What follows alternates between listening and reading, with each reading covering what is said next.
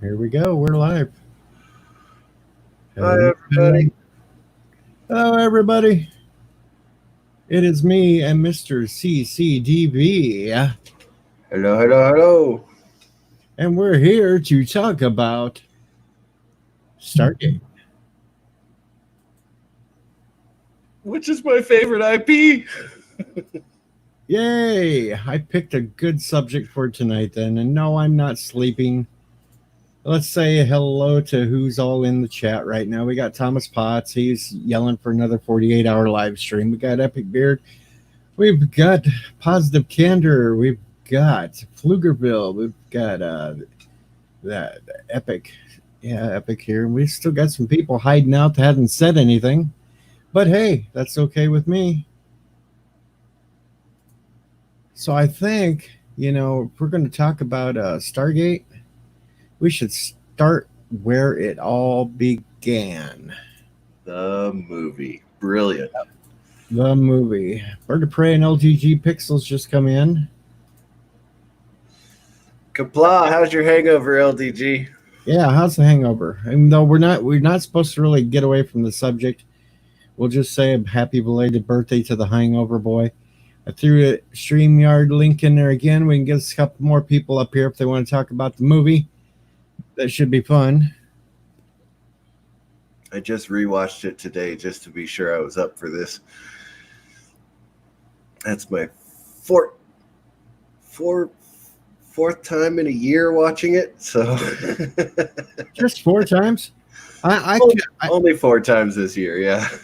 I was getting refreshed because Bird had Stargate playing the other day, and then I got kicked out. But I managed. I got it on YouTube for free, so I could watch it. I didn't have to deal with the damn hooking up hard drive to watch it.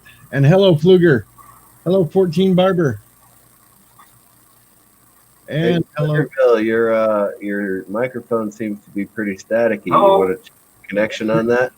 your microphone's going click, click, click, click, click. Pfluger. Okay, I have a question. I'm just going to pop in for a minute. I've Yeah. never seen it before.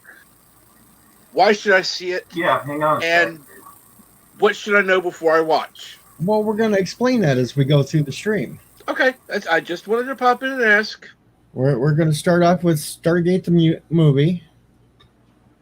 I thought that would be a really good starting point there, since that's what began it all. Martin Devon says Raw turns him on too much. Really? As Raw. All right. long as you're comfortable with that. I don't know how you get turned on by Raw, especially since it was pretty much a young kid in the movie. That's a little creepy there. It's a little creepy. Just saying, Martin. Hello, Claudia. 47 Yorktown is in here. Not Ryan Johnson is in here. Yep. We've got him filling in here now. All right. So, Stargate, the movie, the beginning zone of it all. Kurt Russell, James Spader. 1994. Yep. Directed by Roland Emmerich.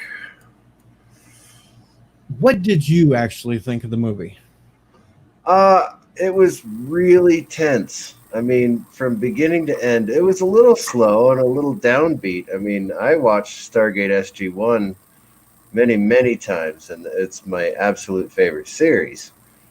However, the movie itself established all these characters, except for there's an L missing for Jack. Yeah. And Pfluger, you still got that ticking noise. What is Okay, I don't know. I'm trying a new mic, and I'll let me put the other one back on if I can get it on thing.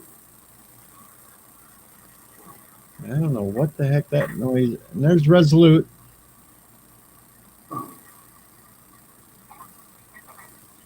But well, there was some characters that weren't established.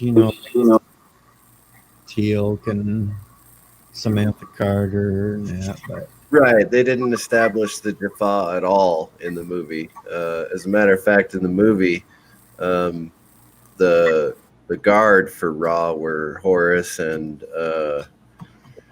Anubis, and that's not the case in the TV show. But I mean, they created the pantheon in the TV show, which they didn't have in the movie because his race was dying.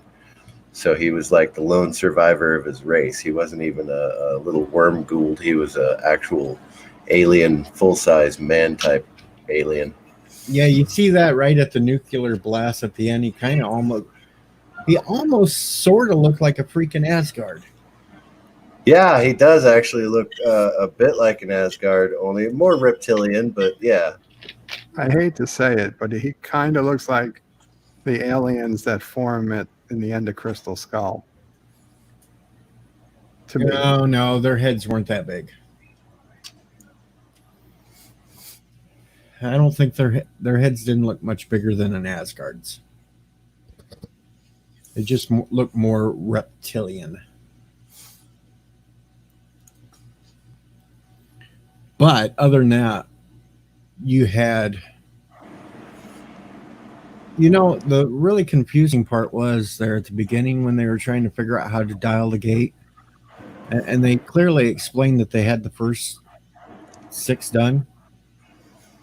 Right, they had the first 6 symbols because that was what was on the cartouche. Why didn't they just go through each individual one until it locked? Again, later on in the series, it shows that they actually did do that, or they just dialed random symbols anyway. And that was in the first season of the series. Yeah, when we get to the series, we can talk about Catherine's boyfriend. Oh, yeah. And how they explained what happened with him.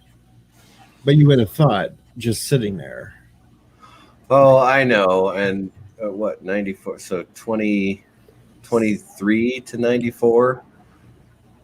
1923 is when they found it in Giza. Yeah. And so 23 to 94, what is that?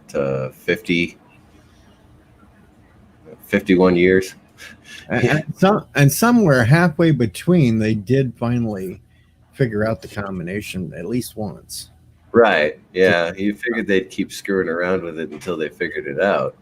I mean, there's millions of permutations with that many characters on the thing, but if you know that there's supposed to be 7 symbols, but maybe they didn't know there was supposed to be 7, because in the movie, Daniel Jackson figures out that it's an address for a faraway planet, and there has to be a starting point, and everybody went, "What?"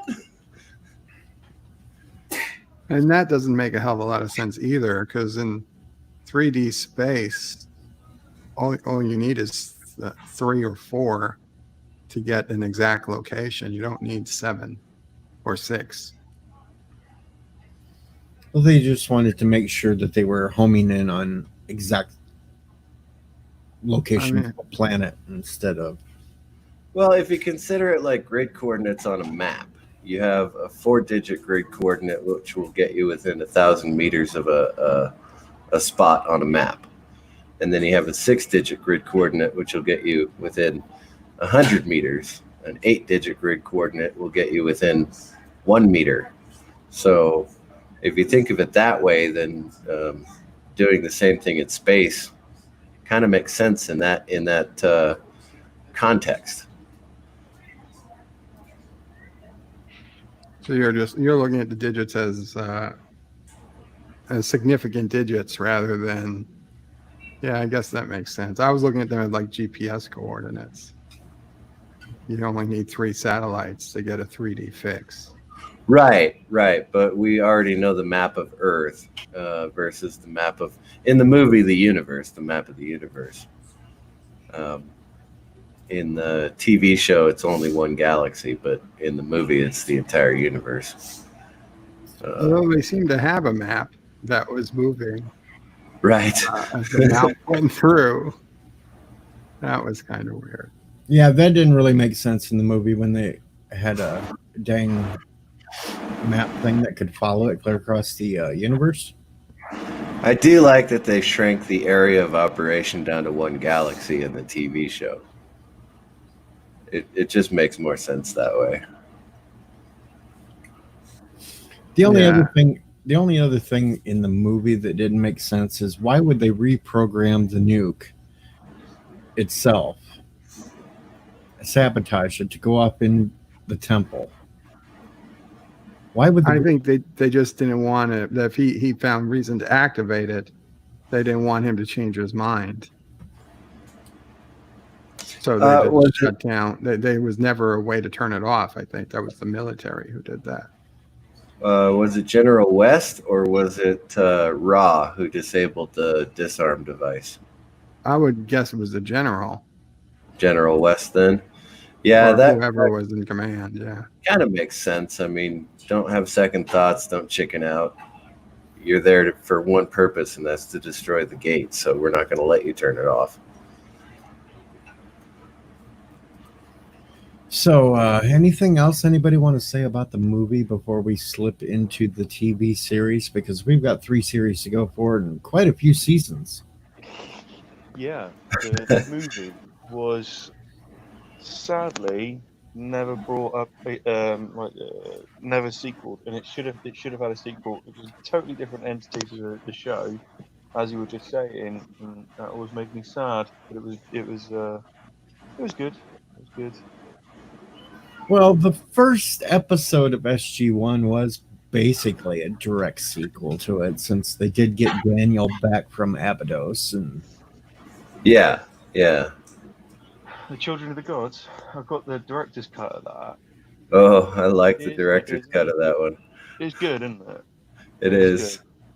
Good. It's better than what was aired directly, but I don't know. I would have liked to have seen what they did. I'm sorry, go ahead. No, sorry, buddy, but I would have liked to have seen what Dean Devlin, wasn't it, and the other guy. I would like to have seen what they wanted to do next.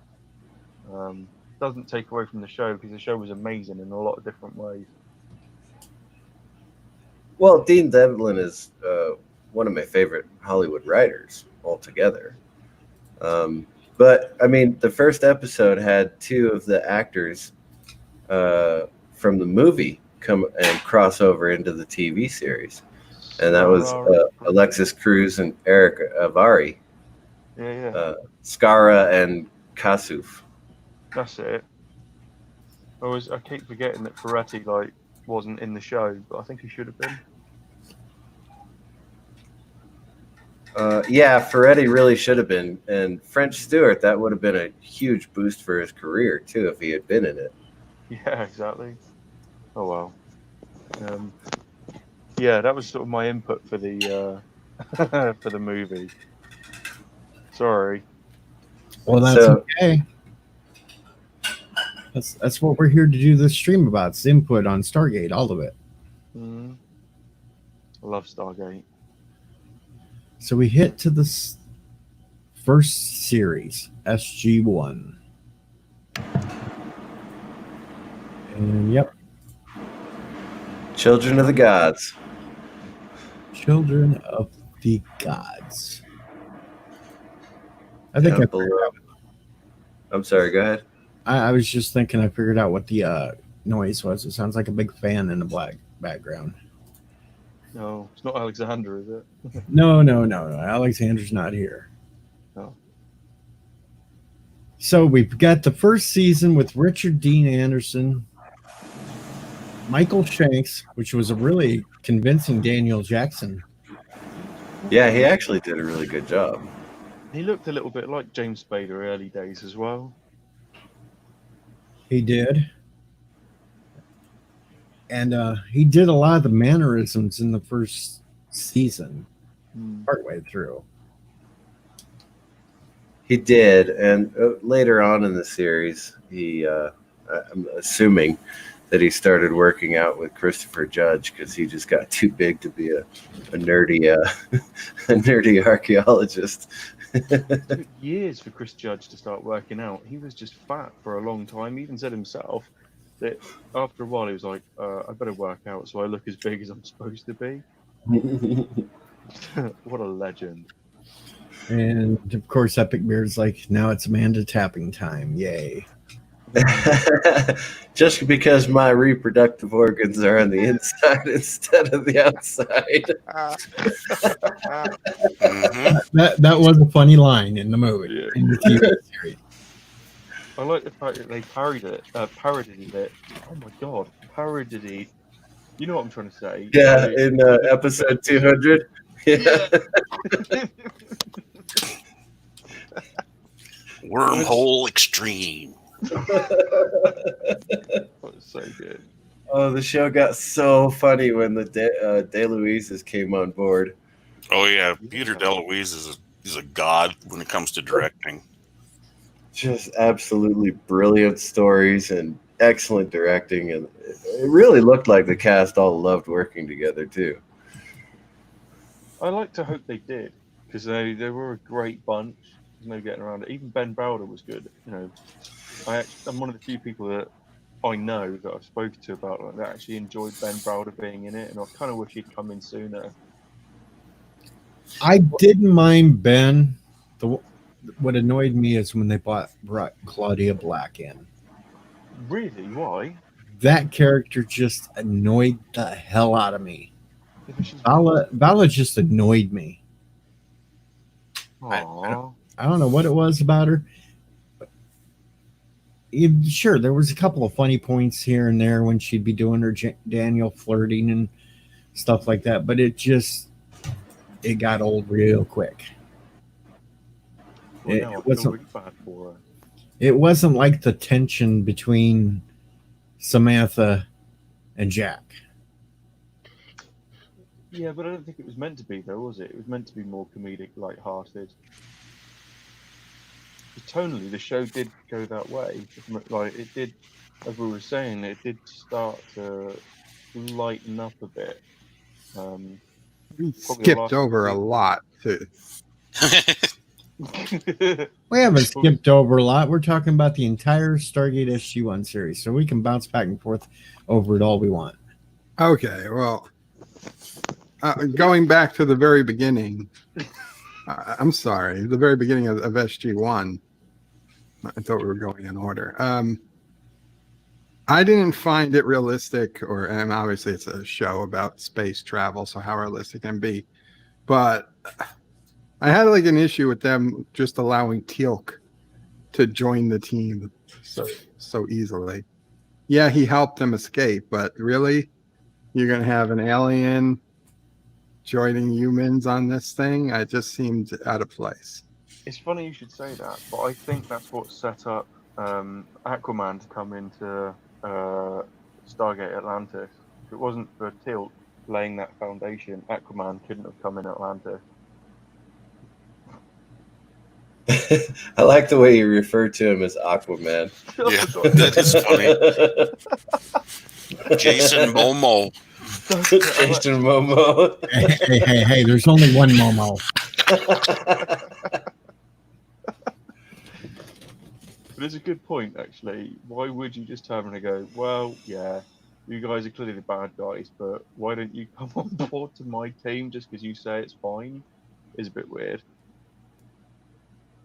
I understand why they did it with Aquaman, but not with Teal'c. Well, Teal'c betrayed Apophis in order to rescue all the humans that they rescued. So it does actually make sense. After it was episode 3 when he finally got to join the team. Though, unless you're really judgmental like Bird and you think that maybe it was just all a setup so they could get a spy in. Well, that's what a lot of people in the government thought when he came on board too. Yeah, it wasn't straight in like Atlantis. And then, actually, even then, with those guys in Atlantis, they were kind of shunned for ages, so that's not quite right either. Yes, you make a good point. It wasn't straight on board, was it? It was like a couple of episodes and then you can come on board. Yeah, he was restricted to the base till season 6. And he had to wear a nerd-rotic cap to leave the base when he.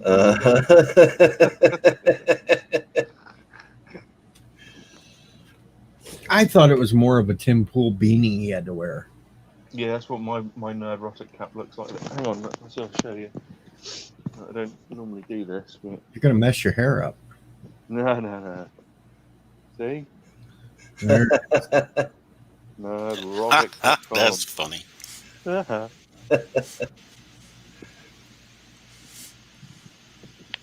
Oop. Okay, so we've got people in the chat that quite don't know what a Stargate is. So maybe we should explain to like people like Captain Trek what a Stargate is. Indeed. And there goes Bird doing his best Teal'c impersonation. Hello, Big Boy. Okay, so what a Stargate is there was a race that first sprung up on Earth called the Ancients. They created these gateways to be able to travel through a wormhole from planet to planet instead of having to take starships that would take quite a while to get there. Although they had starships as well. They did have Yeah. starships as And well. they didn't originally come from Earth either. They were from another galaxy. Oh no, they had traveled to the Pegasus galaxy. No, they came from another one altogether. Like they come from the Ori galaxy. No, the Ori split off from the Ancients and went to. Yeah. I'm going to rewatch that movie. I am The certain. Ancients started on Earth. They left Earth, went to the Pegasus galaxy.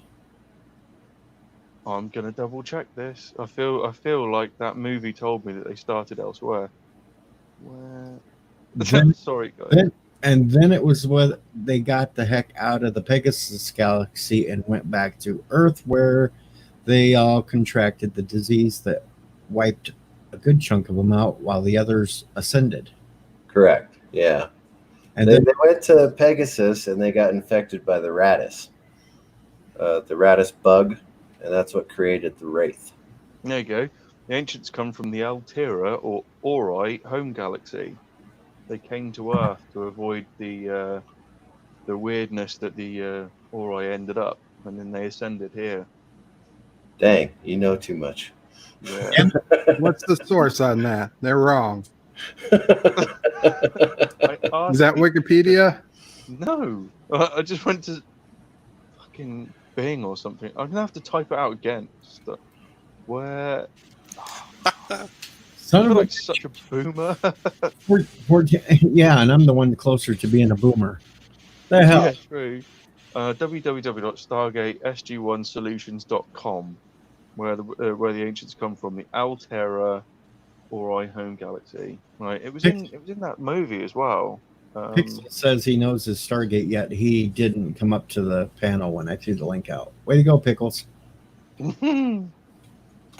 See, he's right though. They did come from the Ori galaxy. It was in that. What was the second to last movie? The Ark of Truthiness. Yep, that's the one.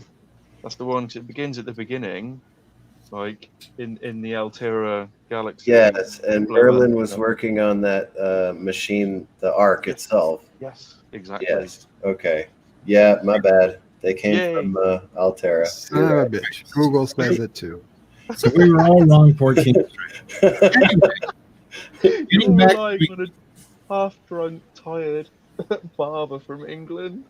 getting back to what Captain Trek was asking. So the ancients made these Stargates and Yes. started seeding the galaxy to be able to get from place to place without having to take the ships. And that's how we got a long string of Stargates all over the galaxy. And they usually put them on planets where they knew they could harvest the resources that they needed without being too damaging, because the ancients weren't like the Gould. They were more exploration. Right. Yeah, they were cool. The ancients were cool. It was the Ghoul who are basically a parasitic species. Parasite scavengers, yeah. Yep. That scavenged all their technology, and then it started to enslave whatever intelligent creatures they come across first, like the Unas. Yeah, the Unas and the humans and Oh, who else did they try to enslave? Jafar. Oh, they definitely enslaved the Jaffa. Yep. Unas is spelled UNAS, right? Yep. Yeah, that's an anagram, surely.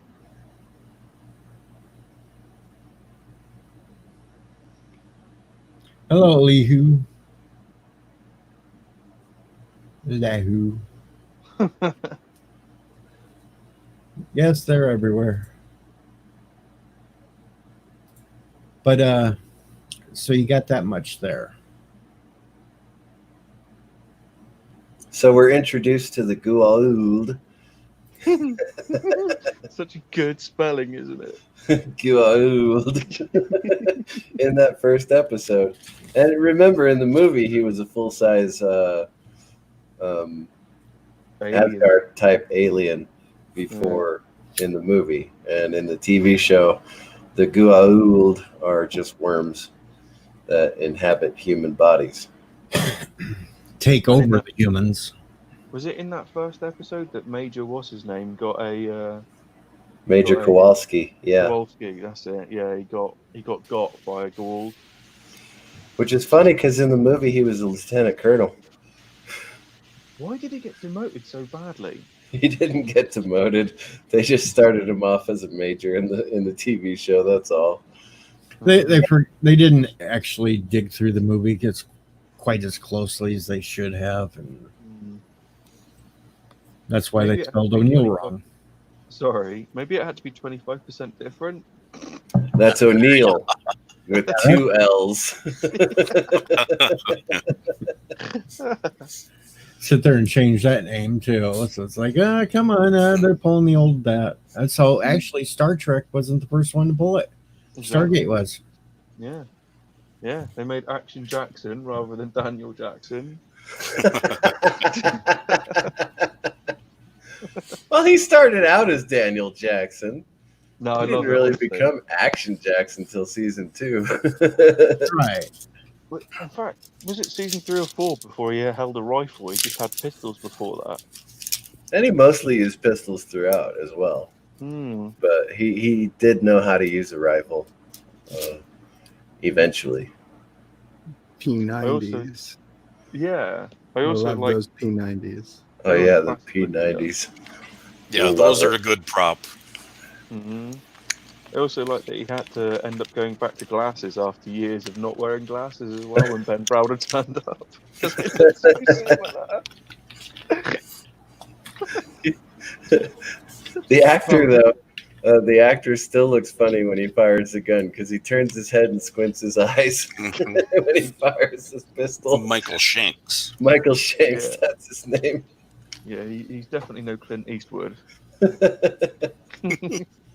If we're explaining Stargate to someone who's never seen Stargate, you also got to mention that the entire system is built around ancient Egypt and hieroglyphics, and In early days, it is, yeah, absolutely. Well, It's yeah, heavily that's on what the Egyptian Goa'uld. pantheon.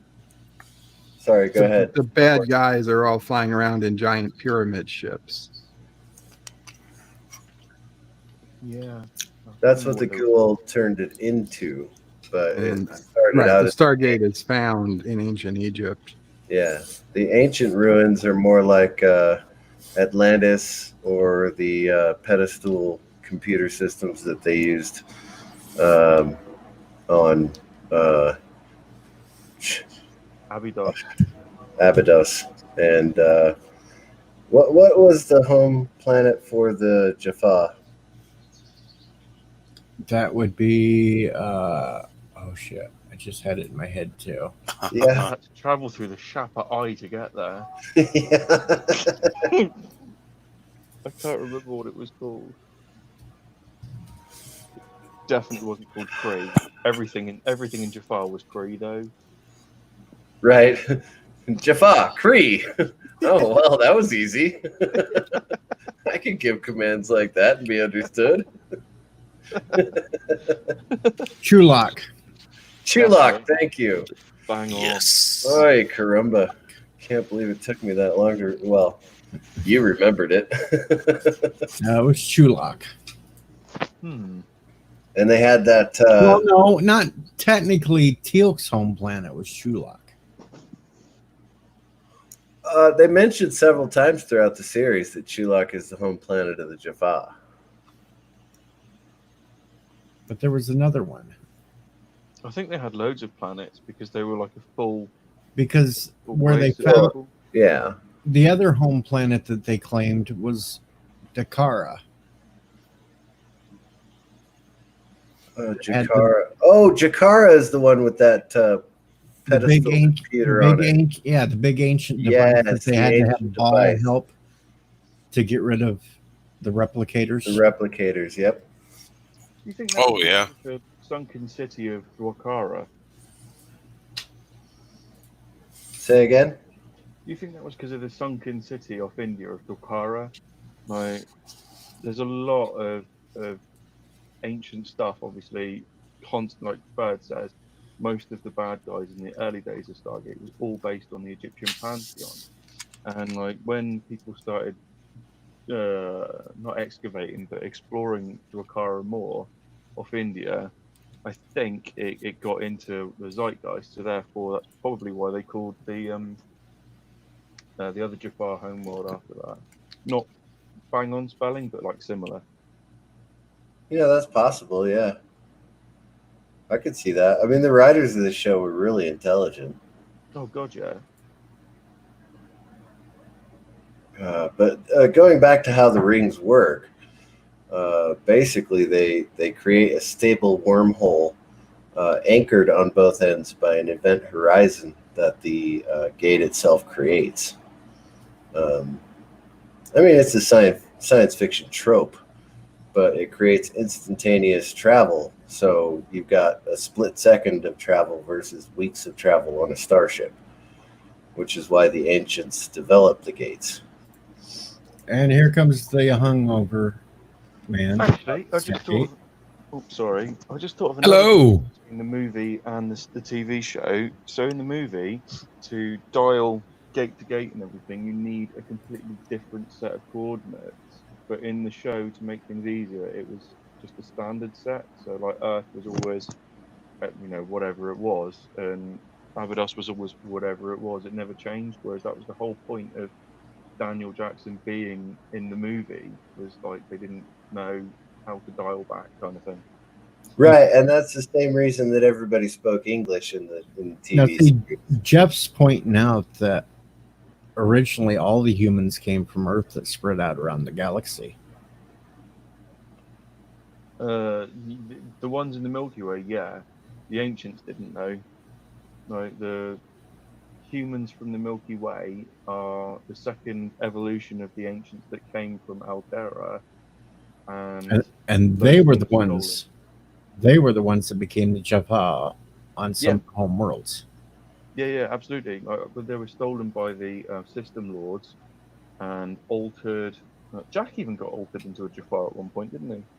He did, yeah, by Harrower. Yes. There's so much to remember. Very much so. A few interesting points that were missed about the ancients. Wow. One, they were millions of years old. They came from the Ori galaxy, and they wanted to spread life across everywhere. They created a database that was infinite, the size of infinite. A computer database that it was an infinite size computer database that if any one person actually absorbed it, they would die. And Jack they actually did that not once, but twice. Yeah. multiple times. And even Daniel Jackson did it too. They were part of, when they came to the Earth galaxy, they were part of a group of 4 ancient races, including the Asgard, Nox, and Furlings, in which they helped. They came together and tried to bring peace and spread life across the universe. They're also responsible for the Stargates. Were not just intergalactic; they were excuse me. They also spanned. There were different Stargate systems spanning across galaxies. They were also even responsible for finding out the race that was the race before the Big Bang, and that was that great gave root to another Stargate, Stargate U, that we found out later. But that was something before they even came to Earth, that they already started on that, and they had a huge Stargate system for that. The Wraith, they created the Wraith, if I remember correctly. They were directly responsible for the evolution of the Wraith, and they almost killed themselves. And I think they also were responsible for the virus that almost knocked them out. Because if you remember, there was a virus on Atlantis that I think the ancients also, if you remember, were responsible for killing Kennedy. yes, absolutely, yeah. So, absolutely. The ancients, they went to the Pegasus galaxy. The Eratus bug is what transformed them into the Wraith. And then they tried to fight the Wraith for a long time. They created the replicators, and then they left the Pegasus galaxy, went back to Orion galaxy, and went back to Earth and screwed everything up.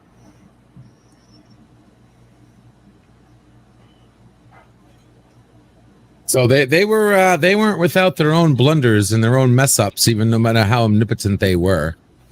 It wasn't until they came to Earth that when they started ascending after they came to Earth, which was about 1 million years before Stargate, before the Stargate series, in which they learned to ascend. Hold on, 14's trying to get something in. Yeah, it was at least 1 million because Atlantis was sent off about 300,000 years before SG-1 started. It was a rough guide, so it was at least 1 million years. And yeah, he's not wrong on many of the points. The search for the sound and therefore the reason behind the Big Bang was like Stargate Universe, but that was such a wasted show, unfortunately. I loved it. It just franchise fatigue. I don't think it was franchise fatigue. I think they tried to cast a younger and hipper crowd. I don't know what the problem was with that show. I loved it. It was great all around. The new cinematics, because that's when they were testing out the new cinematics, the new cameras, the whole shaking camera, the whole like the cameras like you're kind of there kind of camera. You know what I mean? Extra wide shots. But I love the plots in that one, and I believe it was only wasted because nobody renewed it and they canceled it. It would have had a great another season. That whole plot about finding a message inside the cosmic, excuse me, the background radiation, cosmic background radiation. That was an excellent plot, excellent idea. It gave root to a civilization that maybe life existed, you know, that actually gave a hint that the universe does continually renew itself, and that the last version of the universe actually sprouted a civilization that is trying to tell us something. I thought that was awesome. Well, the major hint behind that was that there is reason for everything, and that was what Dr. Rush's whole journey was. I know, unfortunately, we're getting way ahead of ourselves now, but that was Stargate Universe with Dr. Rush. Is there a point behind everything? And it was a shame that they couldn't have. The ultimate question. Yeah. The ultimate question. Exactly. Yeah, we already know the answer. Yes. Yes is the answer. Back to SG-1. Yes. See? That's right. We still haven't quite made it through SG-1 too far. No, not very far at all. We haven't even got to Children of the Gods properly yet. No. I blame me. I'm sorry. So we got Children of the Gods, where they finally get to a different planet besides Abydos, because Samantha Carter figures out that you got to compensate for stellar drift. Stellar drift. Mm-hmm. So yeah, the and computers, Daniel finds all the cartouches on Abydos. Stellar drift. Well, the only reason she had to even do that was because our Stargate didn't have a translation matrix. Our Stargate was incomplete. So they had to Right. create a translation matrix from scratch. Now, if they would have had a full Stargate, they wouldn't have had to do any of that because the base unit, you know, that little base Dial unit that home sits in front of the device. Stargate, say the dialing Yeah. program, yeah, The dial home automatically does all The- that for them. But since we didn't have one, they had to create their own system. And then one of the secrets was the stellar drift thing. You know what? Once That they was figured actually that a out, massive plot hole. Not only was there no DHD in DHD, yes, in not Giza. only was there none in Giza, yeah, there wasn't one in Russia, and there wasn't one in Antarctica either. Oh no, the gate in Russia was the gate from Antarctica, Yeah, but yeah, there was no yeah, DHD. and there was a Yes, DHD. yes, they had yes, to there dig was. down to it. They had to dig wait a down minute, to wait it. a minute. Oh, Wait a was minute. there? No. Wasn't the original DHG the Russians had was the one from Egypt? They got that one out of Egypt. Oh, that's right. And that's why when the Americans found the Stargate, they couldn't find that because the Russians had already gotten it. That's Yep. right. I remember that now. Yep. Good Yeah, the call, DHDs were there. TJ. They just, yep, good man. Well, where was the one in Antarctica? It was buried under the ice, very close. It was to buried. The gate. Yes. They took 2 days digging down to it with their K-bars. Right. Well, my Mhm. next question is: the DHD is so much easier to use than Walter. So why didn't they just get a plumb it in? That would have been easier. Because at the base itself, without the DHG, they were still running everything through the computers, which meant they could close the iris a lot easier. Mm. They could regulate the power and everything else that way. So that's why. Here's how the real military works. Yep. If it works, don't fix it. Oh yeah, I suppose. Yeah. That's But why the Walter- Russians' gate took precedent over Cheyenne Mountain's gate when Yeah. they started working.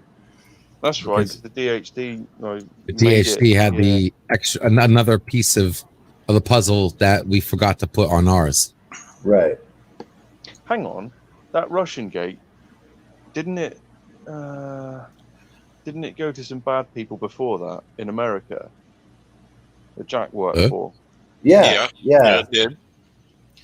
Yeah, that's the one that got stolen from NID. Cheyenne Mountain. NID. NID. That was it. That was it. That's when they had that failed attempt. It went to some world, Yeah, where underwater Jack's world or helicopter- something, and No, that Yeah. was the Russian. The Russian. that that was was the the Russian Russian. one. Oh, that's right. That's the episode with Marina Sirtis. Yes. Yes, Love that Oh episode. yeah, she was. that was a good Russian in episode.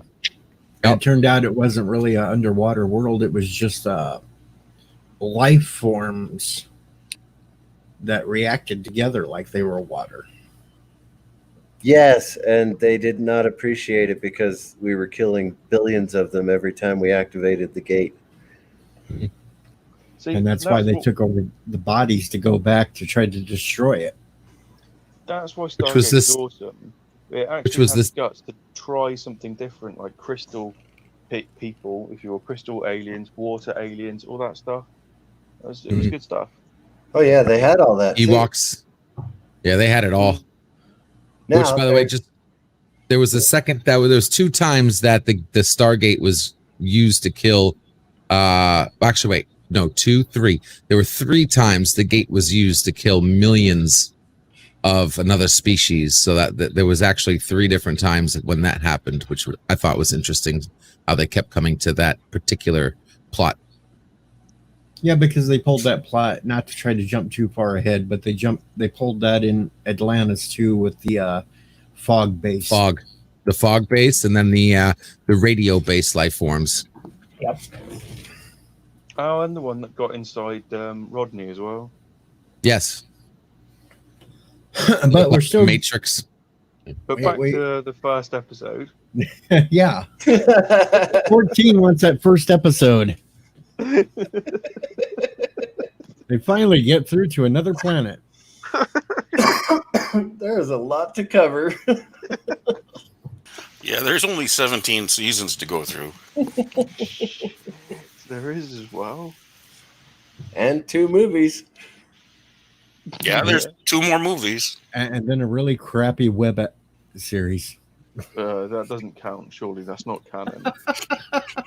We can slam it. Ugh. I didn't watch that or read the comics. I refuse to watch Origins because, no Oh, one well. opened the gate. I'm not having it. I did watch Origins Catherine, and I was furious at the end of it. Oof. So we get through there, and we discover there's another set of humans living on a planet. Yeah. And what happened? And then what happened? SG-1 gets captured. As they do. Yeah. Oh, we didn't know it at this point, but it became a staple of the series that they would get captured over and over and over and over. Oh yeah. You know what else was a staple of the series, which also was, shown at the very beginning? Have you noticed that on pretty much every single planet they go to looks like Canada? They all look like Canada. Not everyone. Not everyone. Come on now. There was the one that was basically lava that they looked through. Oh, and that planet that was like all sand but had them blue crystals. Yeah, that don't look like Canada. Yeah, but most of them did though. Like all those nice forests and stuff. Wasn't one a prison? Where they kill the bodies by having them sucked up by the vortex? Oh, the prison, yeah, where they met the destroyer of worlds. Oh yeah, and they gated to a black hole as well once. Yeah, they did. They gated to a black hole once. Well, not to it precisely, but they got to the planet, and then oh crap! Yeah, gravity that was a great through the wormhole. That was a great episode. It's kind of weird that they purposely made sure nothing else dangerous came through the wormhole but gravity. Actually, no, wait a second. No, more than gravity can come through a wormhole. Yeah, but if you stargate it into a wormhole at the bottom of the ocean doesn't start flowing through the wormhole. No, they did establish that the wormhole is one way, other than radio particles and things like that. Except for the episode with the black hole, because they had dialed to the planet and the black hole was overpowering it. No, and communications could go both ways. So, radiation could go either way. Radiation could go both Matter ways. could only go one way. Yes. Well, okay. Energy automatically went through, but it was the gate that turned matter into energy. So matter could be stopped if the gate just said no. I'm not transmuting you. You know what I mean? Yeah, and Jack played golf through it once. That was good. Mr. Miles, there you are. Yep, Mr. Miles shows up and he asked if it's Stargate. Apparently he didn't read the title of the stream. It's Stargate episode 3, but we still haven't got to episode 1 yet. All right, we're all going to stay quiet while 14 explains episode 1. Oh shit, am I right? So basically, it's a direct sequel to the movie, although not quite, right? And we managed to bring Jack back from Abydos, which is nice. It's not Jack, is it? It's Daniel. Daniel. Back, yeah. Which is nice. Nice reunion. We learn that Amanda Tapping is part of the team. It's weird that I remember some people's names as an actor, but others I'll just remember a role they played once. But anyway, we all go off to this other planet, and it's Chulak, isn't it? Is it Chulak the first one? They do go to Chulak. Yeah, and that's how we learn that actually all of the Egyptian pantheon that we know on Earth, weirdly, is a bunch of these horrible aliens that get inside you, and they look like really weird worm things, like wiggly. and big, and they take over you, and they also steal people from around the world and alter them by either opening up their tummies and giving them like lady parts of sorts to look after these worms. But you missed the important part on why we went to this planet. Do you know what? I can't remember. All I remember is we did it. Because Shara, What about her? Oh, did she get kidnapped? yeah, Shari got kidnapped, and one of the Air Force lieutenants, or was she a sergeant? She was a sergeant. She got kidnapped as well. Yeah, I remember now. So yeah, that's why we went there. We went there, got captured. It looked like Canada, by the way, which was a trope for later. And then Tilk sorted everything out because he saw in the humans that had just turned up, or SG-1 as they were about to become, a bunch of people that could stand up to the system lords. But I don't remember him saying that. I think he just said that they could stand up to Apophis or something. He said he believed that they were the first ones that could. Right. Yeah. Jack O'Neill said, "I could save these people." And Tilk said, "Many have said that." And then he turns around and shoots everybody, and he says, "And I believe you're the first ones who can." Even though they were captured by the Jaffa, so why would Teal think that they were the first ones that could stick up for him? Because that's a really they were weird captured. Turn of events, isn't it? If you stop and think about it, that's weird as shit. It's, I wouldn't. If I just captured someone, and then they said, "Oh yeah, honestly, I can sort everything out," I'd be like, well, he had seen the technology when he was with them when they went through the gate to kidnap the Air Force airmen. Yeah, but and so he saw the technology there on Earth under Cheyenne Mountain, and that was a skeleton crew. Yeah, but it was crap, though, wasn't it? Let's be honest. He wasn't. Yep, but he wasn't. Side note, didn't interrupt. He was already against Apophis. Remember, he was grown into Jaffa when he became a Jaffa. His master was teaching him the Master ways of Braytek. we will be free one day. Yes, Braytek. Yeah, so he already had. It wasn't like he was, stone cold for the cause kind of thing. He was already had the seed of deception in him, and he wanted freedom for his people and everything. No, we knew nothing about that till much later on. Till much later on, but I'm just answering your question. Why it wasn't stupid at all, but you don't find that out until later. But it was stupid because he'd seen like Earth Tech. Oh, well, my bad. Sorry. No, I didn't mean it like that. You have put it all correctly, but like Earth Tech looked like shit. Yeah, we got pop guns. Yeah, but how many a UAP? No, we didn't even have UAPs. We had MALPs. They were like gigantic robots with wheels. How many of the other species in the galaxy were able to stand up to the Jaffa and actually kill some of them? None. So Tilk saw something in humans. And of course, the Air Force airman woman that was kidnapped, she never surrendered. She was resistant to the end. And he saw that as well. So he had lots of cues and lots of reasons to believe Jack when Jack said he could save the people. Okay, well, we'll go with it then. We'll go with it. I still think it's weird. It was underdogish. I'll give you that much. They, humans were kind of underdogish, but they had their merits. I mean, they actually used the gate against Apophis. I mean, they were able to use the gate technology. They had technology. They had weapons. And he knew at that point that Jack and Daniel had killed Ra. And Mr. Miles also points out the fact that he knew that they were the Tari that had already overthrown them once. Oh, actually, now I think about it, there was also that Sam 60 that took out the big flying ship, wasn't there? Mm-hmm. I believe so. Yeah. So that makes sense. Oh, but we had a reputation. People remember that was the whole point of the movie, is that when we killed Ra, the system lords found out.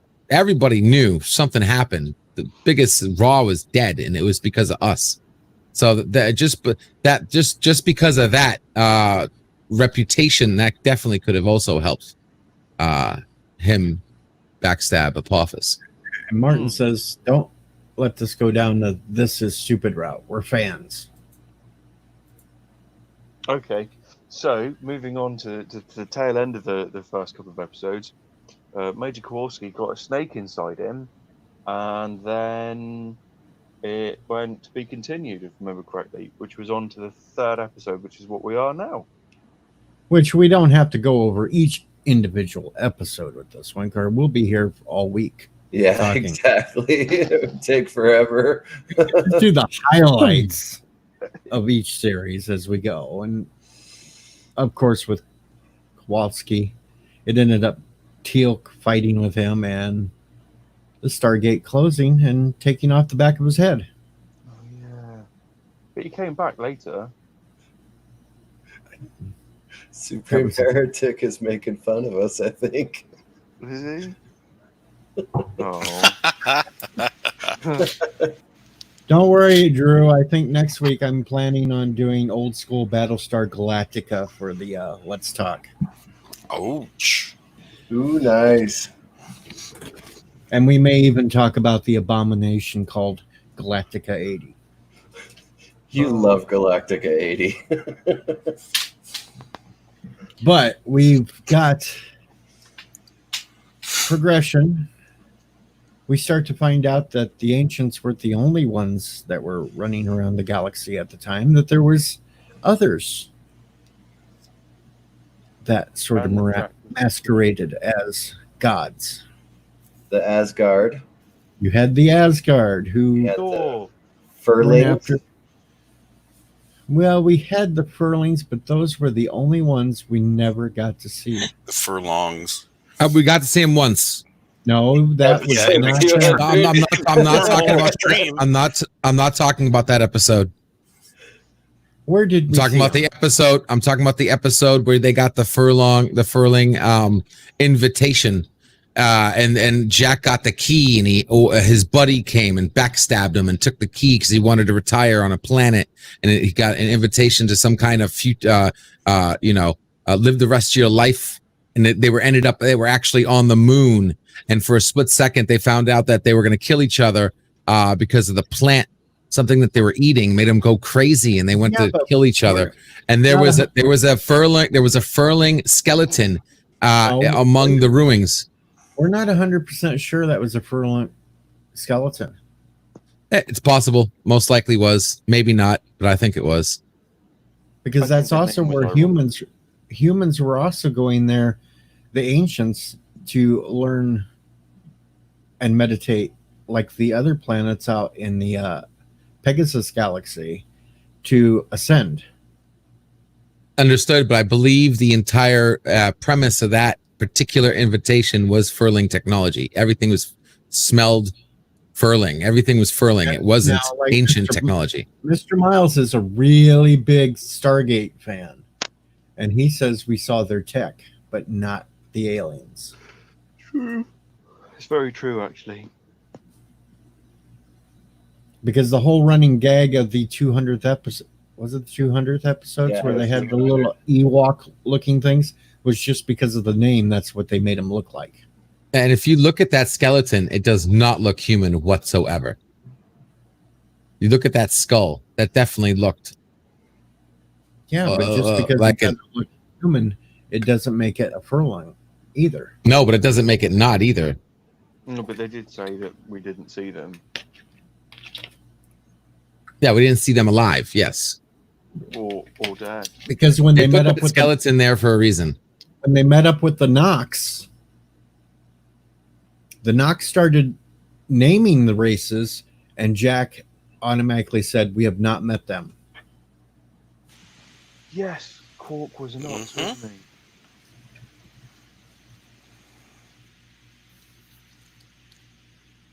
I had to throw the Nox in there though. Yeah, but Cork was an ox. Locks were cool. I like Wish we'd have saw more of them. Armin Shimmerman. That was fun. Yeah. Oh, but I had to bad The guy. young do not always Let me up listen. It's the hard knocks life. Exactly. That's a good phrase. The young do not always listen to what their elders should say. All right, I'll catch you in a bit. All right, you have a good one. Get some rest. Take care. So we have that established too. And the galaxy was not completely populated with humans either. I mean, you had the Unas, you had the what was the race that bounty hunter guy was from? Man, I wish I remembered names and stuff. And then you had that race, right? The spaceship Control race, race. where you had multiple different species in the galaxy who were competing in that race. So the galaxy is not completely populated by humans from Earth. Mhm. It's just that we dealt mainly with the Goa'uld, which is why we dealt mainly with humans. Also, I imagine they were trying to save money on makeup and costumes. Yes, Martin, the Nox were on the cloaked planet that had them going there to try to capture whatever would teach them to go cloaked, and it was actually the Nox themselves that were hiding everything. Mr. Miles, I knew that. I knew that too, and what was it? Hemdall was voiced Heimdall, by yeah. Heimdall was voiced by oh shoot, was it Terry Rothley? She did one of the Yeah, Terrell Rothry. she did one of the Asgard too. I was thinking it was Heimdall. Oh, that's right. The creature that looked like the guy from the Black Lagoon. He kept wanting to know where his mate was. So he kept Daniel for a while. Yep. Oh, holy cow. And you know what subject we have not delved into yet? The Which one? Tok'ra. Yes, we have not got to the Tok'ra yet. Basically, the exact same species as The Goa'uld. Goa'uld. But they never used the sarcophagus, so they never went insane.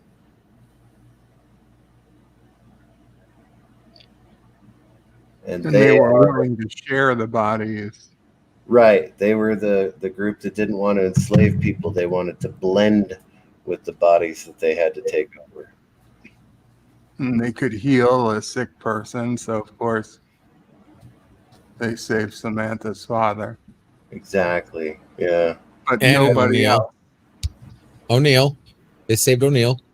But nobody else on Earth. Millions of people. Oh, trust me. I'd sign up to be a Tok'ra blended symbiote. I would.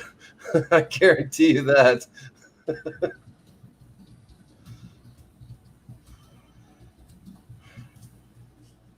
miss being able to run and swim.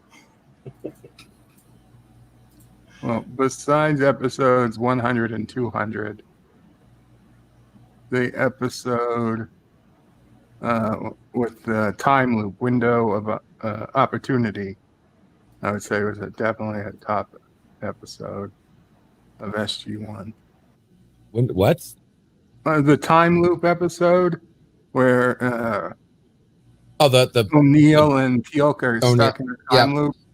Yep. It's basically Wacko! Groundhog That was one of my basically favorite lines. Groundhog Day for them. Window of opportunity. He finally just kisses Carter. He just walks up. Smooch. Yeah, let's see. What do I love the Tok'ra based ones. I don't know. Their crystal tech can cut a new tunnel. Seems a little boring. Here's a crystal. You can make a tunnel. Well, it sped up time than having to drill things and just throw it out there. Drills, God damn it! You just like destruction. Well, come on, a little heavy equipment never hurt anyone. Come on, you could sit up in a People killed by heavy equipment. You could sit up in a mothership and just bombard the planet. There's your destruction, bird. But then we also have to talk about the replicators. Yeah, that was my favorite. I wonder why. The replicators. Well, because of the true form of artificial intelligence. Finally, a storyline that got it right. Okay, so how do you explain your reasoning on why it got it right? Well, it's just, what is the perfect form of a computer? If you're an artificial intelligence, you're pure technology. What are you? You're a robot? You're a box in the wall with an eyeball? No. Perfect form is nanobots. That's what the purest form of technology can be, is nanobots. You can be anything you want. You can construct yourself into anything you want. A ship, a gun, a person, a synth. You can change shape, do whatever you want to do. And you have full control over every single nanobot. It's like the ultimate form of technology. And then you can spread. You can replicate. You can spread.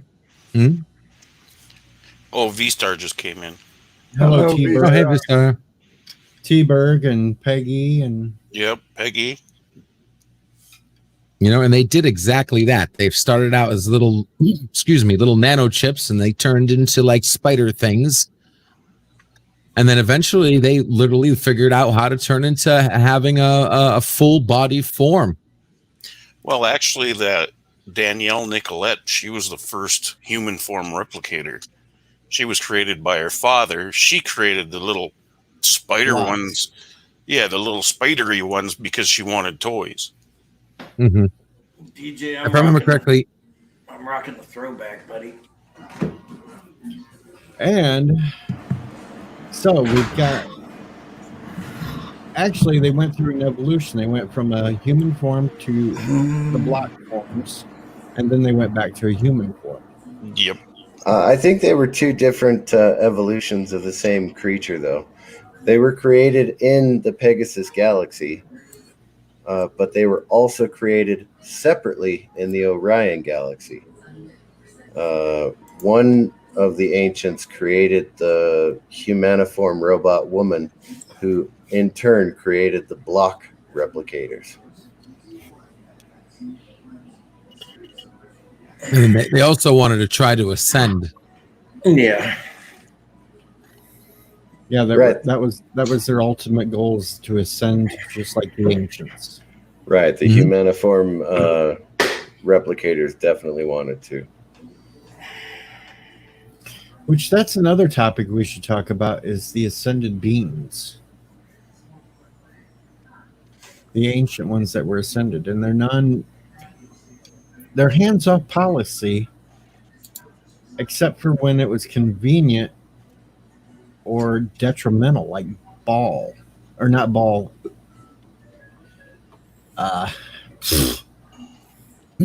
Anubis. Hey, DJ. Yo. Did you know that he was a one-ball man? He's off to the rodeo.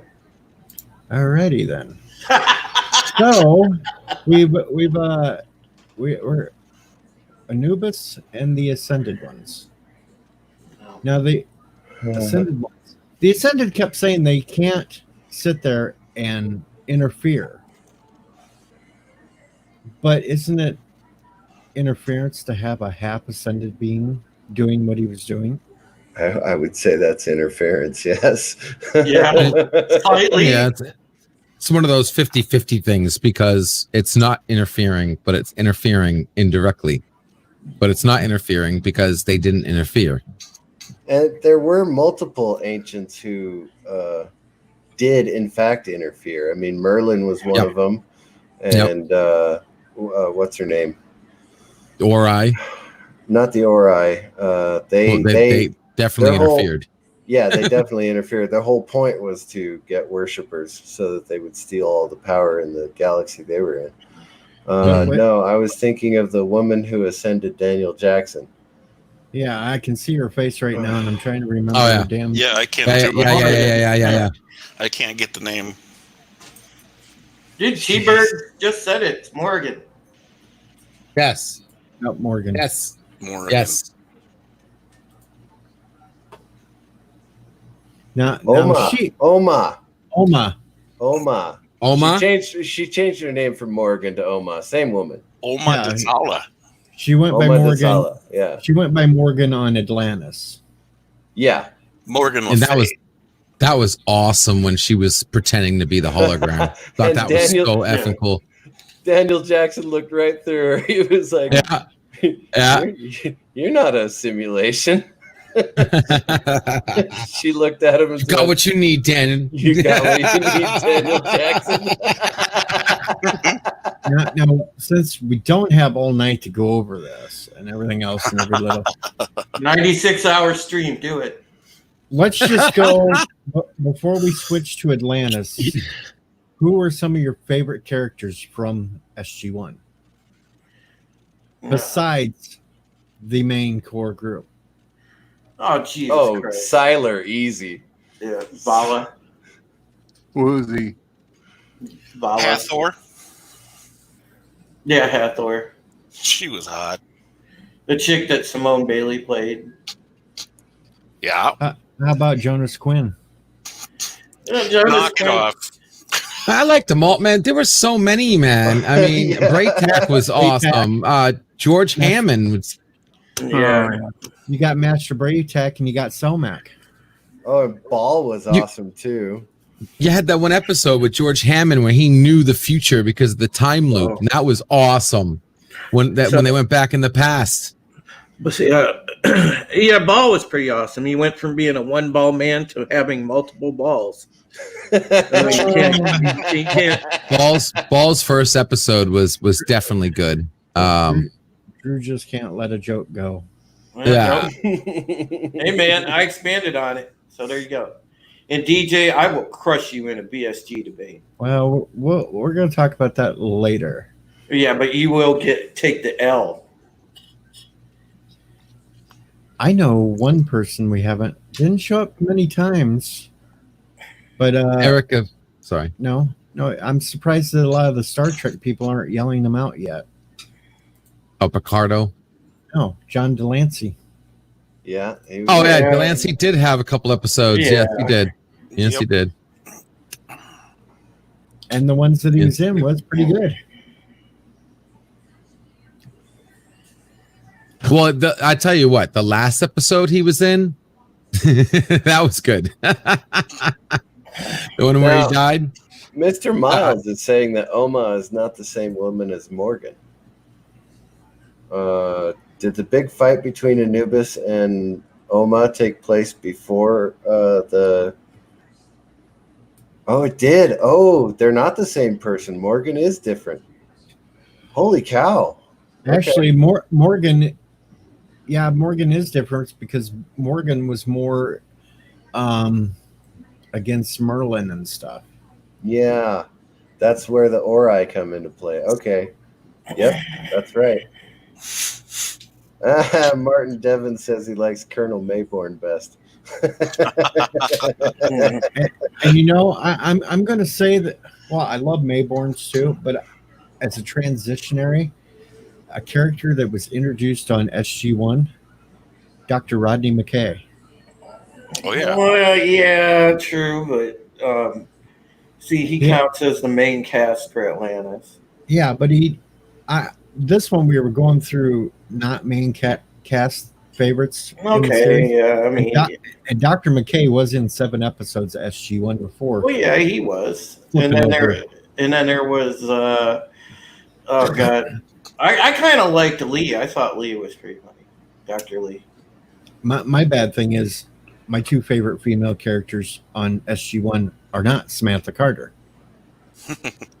Well, no, Right. Vala was one of mine. No, my 2 is Dr. Frazier and then Dr. Carolyn Lamb. Oh my God, was that a just absolutely heart-wrenching story when Dr. Frazier died? Oh yeah. Oh, I had feels over that one. I had tears running Yeah. out my eyes, and Yeah, that I was rough. still get tears when that one comes on. I'm like, oh, I love this Weren't- episode. weren't they hinting that someone else died, and it was like all of a sudden it was her? Like, holy shit! Yeah. She saved the man she went out to save, and she died in the process. Yeah. Oh man! And like that Peggy is- points out, all the DeLuises showed up in the show. Even Yeah. Dom.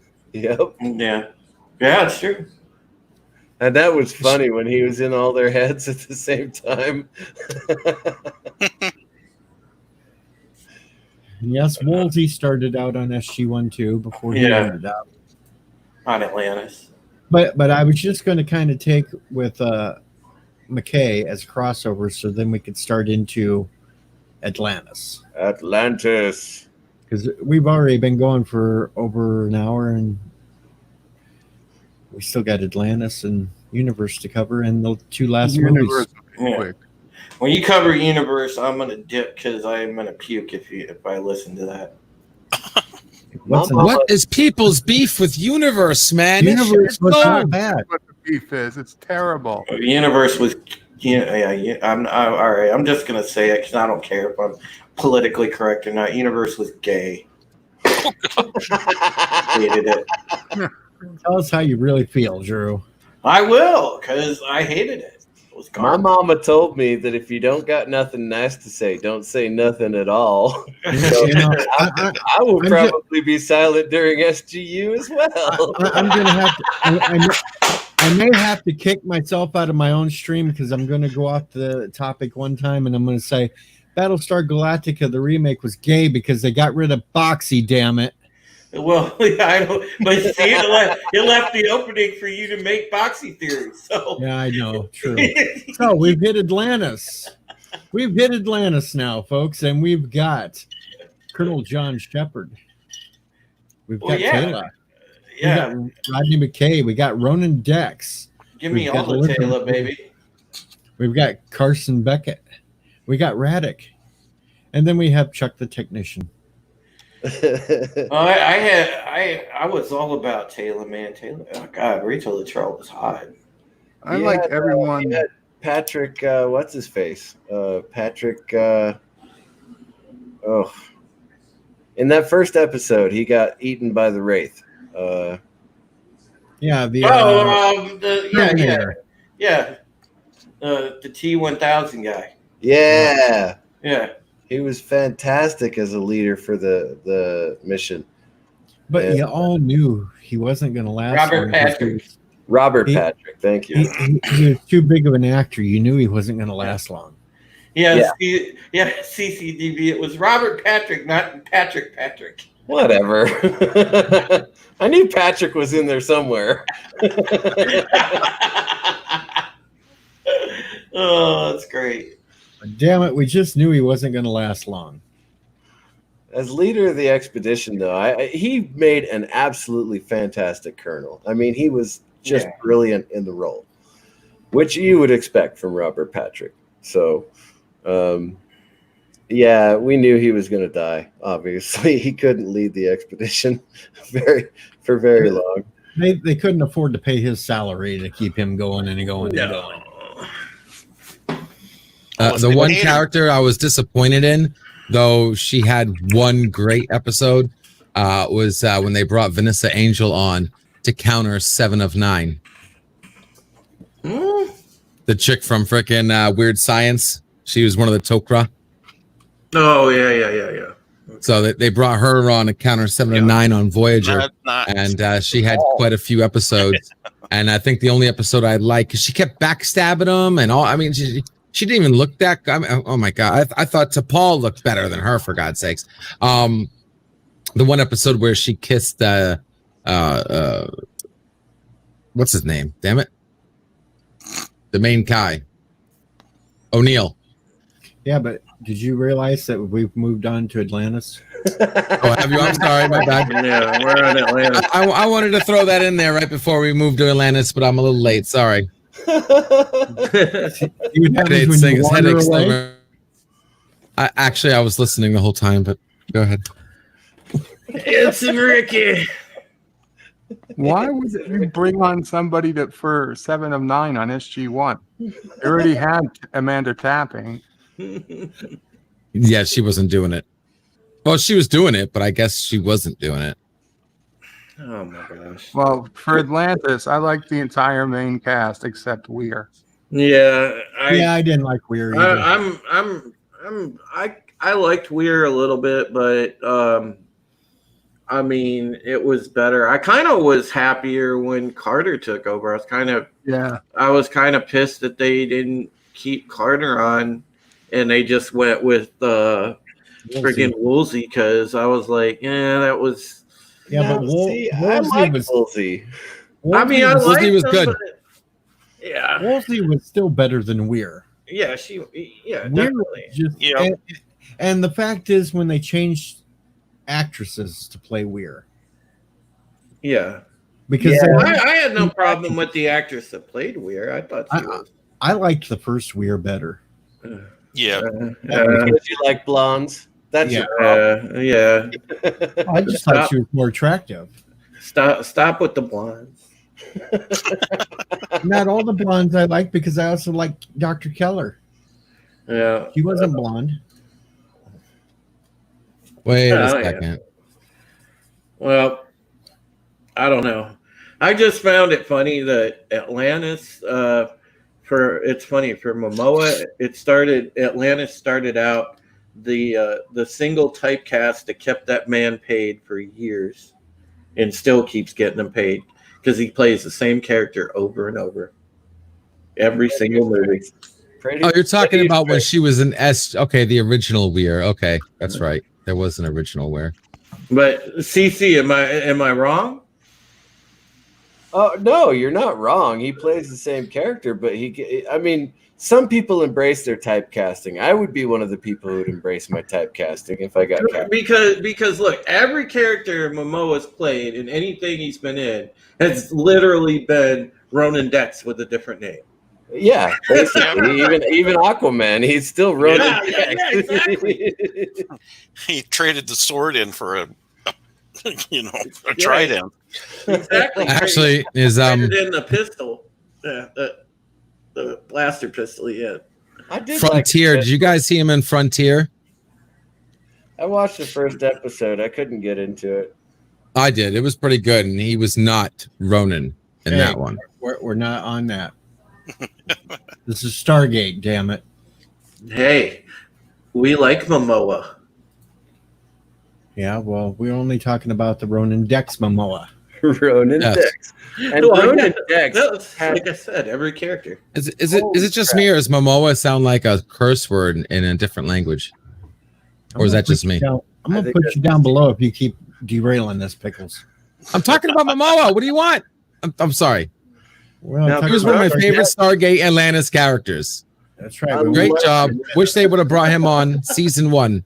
We want to talk about Atlantis, how they rushed through the gate, not knowing if they could even power it back to get home. And well, they were looking for a ZPM. Yeah. Yep, they didn't know they were underwater. And they were rushed there because the planet that they were gating from was under attack. And the ZPM was nearly completely out of power when they got there, so there was no way to gate back. Mm-hmm. I don't know. Atlantis was just my favorite show, period. Out of all of them. And I like that she won a lot. I'd like to. Weren't they gating from Earth? No, they weren't gating from Earth. They were gating from a planet on the edge of the galaxy, so it wouldn't take as much power for the ZPM to boost it that far. Oh, right. Okay. No. Wait a second. That was SGU. Atlantis, they gated from Earth. Yeah. Okay.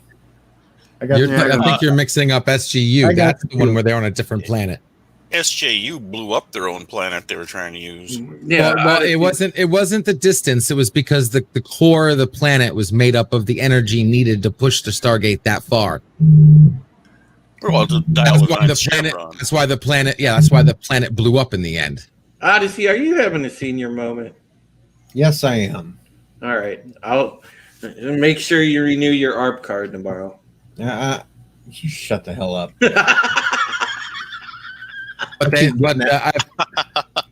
But Yeah, it was 'cause cool not because all Stargate gates- Atlantis was the introduction of the 8th chevron. Yeah, not all gates could do the 8th chevron. Earth had a special gate. They didn't have the power to supply it. Oh yeah, yeah. They had to.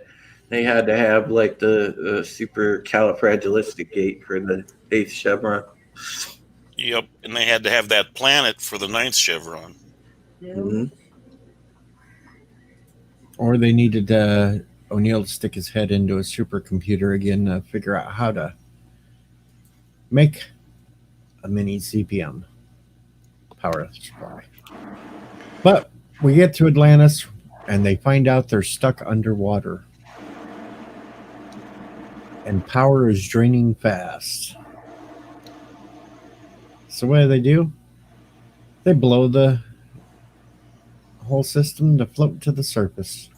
Well, they had to. Every compartment that they went into. Yeah, every compartment was flooded. It was like Titanic, man. You saw like the dots flipping out. That was messed up. People drowning, not making it back. So they had to. They had to surface the city. Otherwise, they would have all died. Okay. Sorry. And I actually think the Wraith made a better enemy than the Gould. Oh, I hated the Wraith. I thought they were the worst enemy in all of Stargate. Yeah, and we didn't blow it. That's right. It wasn't automatic either. It was a whole time travel thing where Weir went back in the past, and right before they left Atlantis, she got sent back in time, this whole thing, and then her warning. Yeah. Right. So the first time they died, they actually died, and then time loop happened, and that's when it was programmed to automatically lift the city and change the outcome of the entrance of the humans to Atlantis.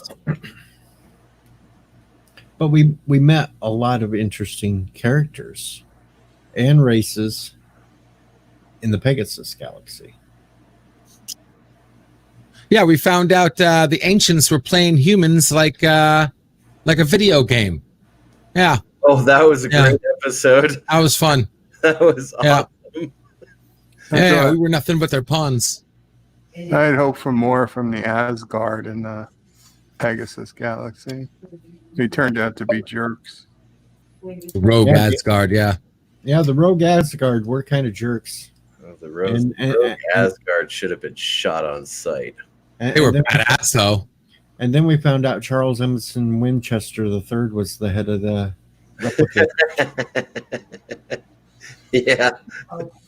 David Ogden Stiers, great actor, absolutely great actor, and I loved that he was the leader of the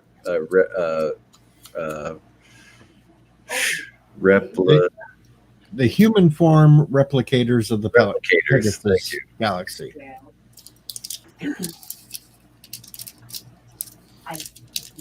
Which technically they first didn't start off that bad when they first met him. No, but they wouldn't share anything with them either, and they invaded their minds on that very first time they met. Well, I can't really blame them. They wanted to know who they were dealing with for the truth. Yeah. But they weren't super bad with them after that. They told them to stay away until they decided they wanted to come take Atlantis back.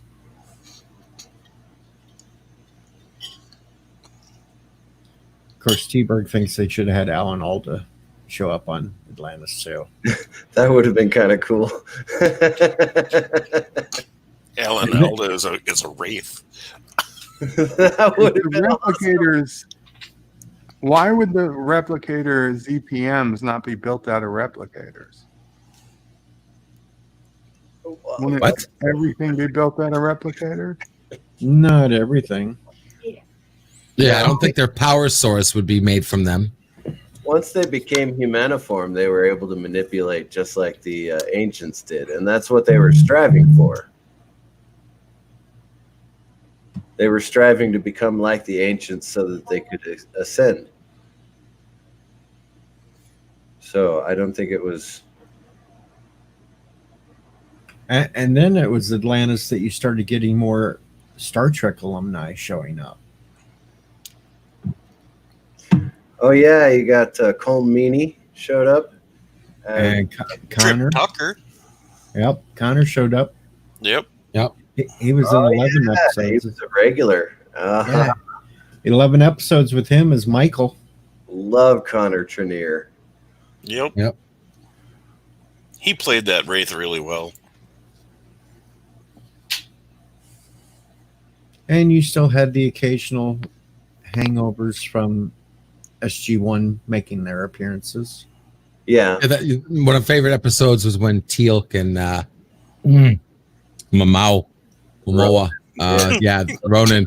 Yeah, the duet there. That was an awesome episode when they were fighting each other. Yeah, they got stuck on the waypoint station. Midway. Station. Yeah. I don't know. I know. I think one of my favorite episodes was when Richard Kind shows up as Lucius. You know what's really funny about that? Richard Kind was in the original Stargate movie. Yep. They brought him in for Stargate Atlantis. I didn't realize till I watched the movie later on, after Stargate Atlantis. I was like, hey, wait a second. He's...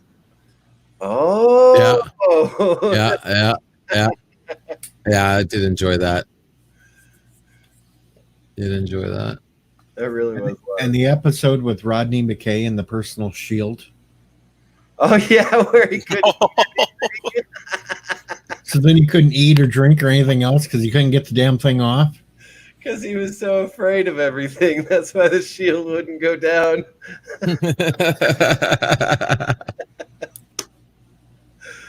God, Rodney McKay's...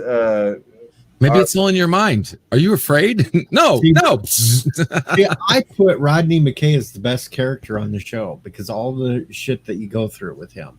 He's trapped at the bottom of the ocean and he starts imagining Carter. That was a great episode.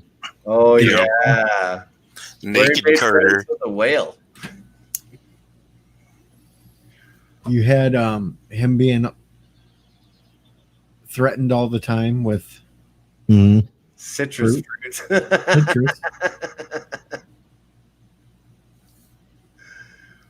Oh, jeez.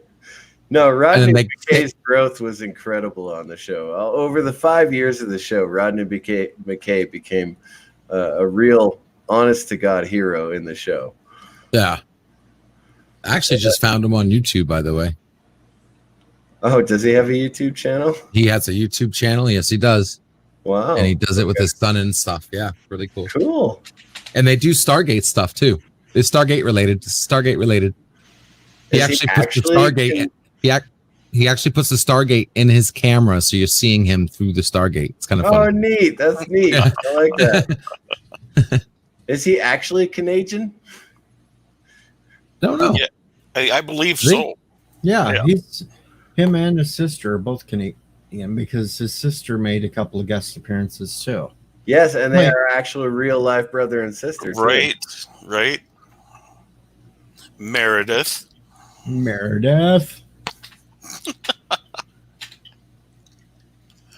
And yes, T-Berg, the Asgard died out because they could not fix all their DNA problems from cloning. And they couldn't ascend. Weren't they being killed by the replicators? Mm-hmm. Well, they were being killed by their own disease. Yeah, they were. They killed themselves. Killed them. No, they killed themselves. The last episode when they gave the humans all the Asgard technology and said, "Here, you're the fifth race. We're going bye-bye now." They self-destructed their own planet to stop the replicators. No. The replicators were long gone by then. They decided to blow themselves up. Yeah, they didn't have any more generations left. Their last ditch efforts to reverse their DNA disease that was killing them. They found an ancient Asgardian that was like a little bigger and had looked more humanish kind of. They found an ancient Asgardian. They said, "Oh, maybe this is it. This is what we've been looking for to answer our questions and fix our DNA and all this stuff." And that failed. And then when that failed, that was it. They said, there's nothing else we can do. We've already tried everything. We've tried everything. Nothing works. We're going to die. The replicators were already wiped out in our galaxy before that happened. It was after the Ori had showed up when the Asgard finally did their last-ditch attempt, failed, so they gave the humans all their knowledge and ended it. Right. The Asgard core was installed on Prometheus. Prometheus. Yep. We got all the super duper beams. Interesting name. And that's when it went to one of the movies to where they were going to blow up the ship because the Ori were after them. They didn't want them getting the knowledge of the Asgard, but they put themselves in a time lock to try to figure out how to get out of the situation. That was the final episode of season 10. Yeah. Fire up. Final episode of season 10. Fire up the super big white beam. And that was great. Tilk made a huge sacrifice to correct that timeline too. Mm-hmm. And it was incredible. And everybody kept asking him, what did it feel like? 60 years. You're 60 years older and we're all the same age. And he just lifts an eyebrow. Good night, Peggy. That last scene where they zoomed in on him while the ship was exploding around him.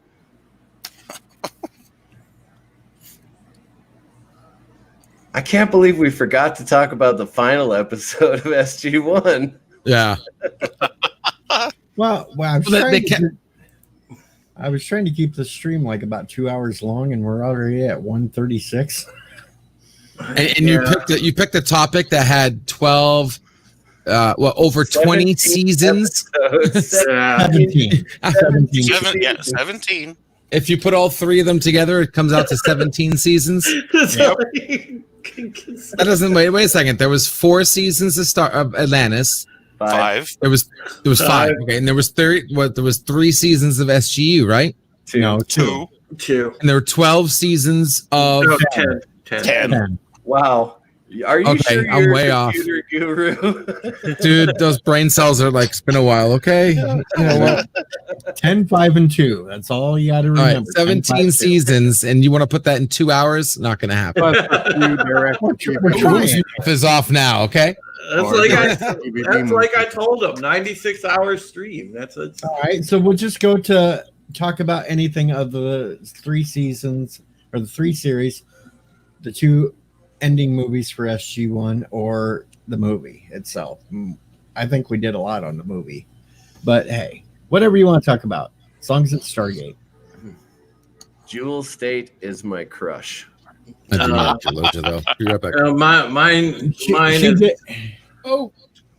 mine's Taylor. Nope, I took Jewel over Taylor. I took Jewel over Taylor. Yeah, absolutely. Taylor was at the top. She was at the top. She was at the top. Yes, she was at the top when that series started. But as soon as Jewel showed up, Taylor was in my rear mirror. JJ knows Stargate. Wait, no, we don't. Fool, Yeah, I know Star Wars, Stargate, Star Trek. All right. Star Lord. What you know about some Stargate, JJ? Ask me anything, and I'll try my best to answer it because Jewel State was my favorite character of Atlantis. Sam and Terrell Rothery was my favorites. And Fraser, Dr. Fraser, and Michael Shanks. Man, I thought he did a good Daniel Jackson. He's always.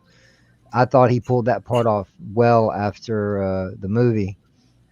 And when it comes down to Atlantis, who don't like freaking Ronan Dex, dude? He was like the ace in the hole most of the time. We were talking about that earlier. It's the same. Yeah. I know. But it's the same character Momoa plays in every movie.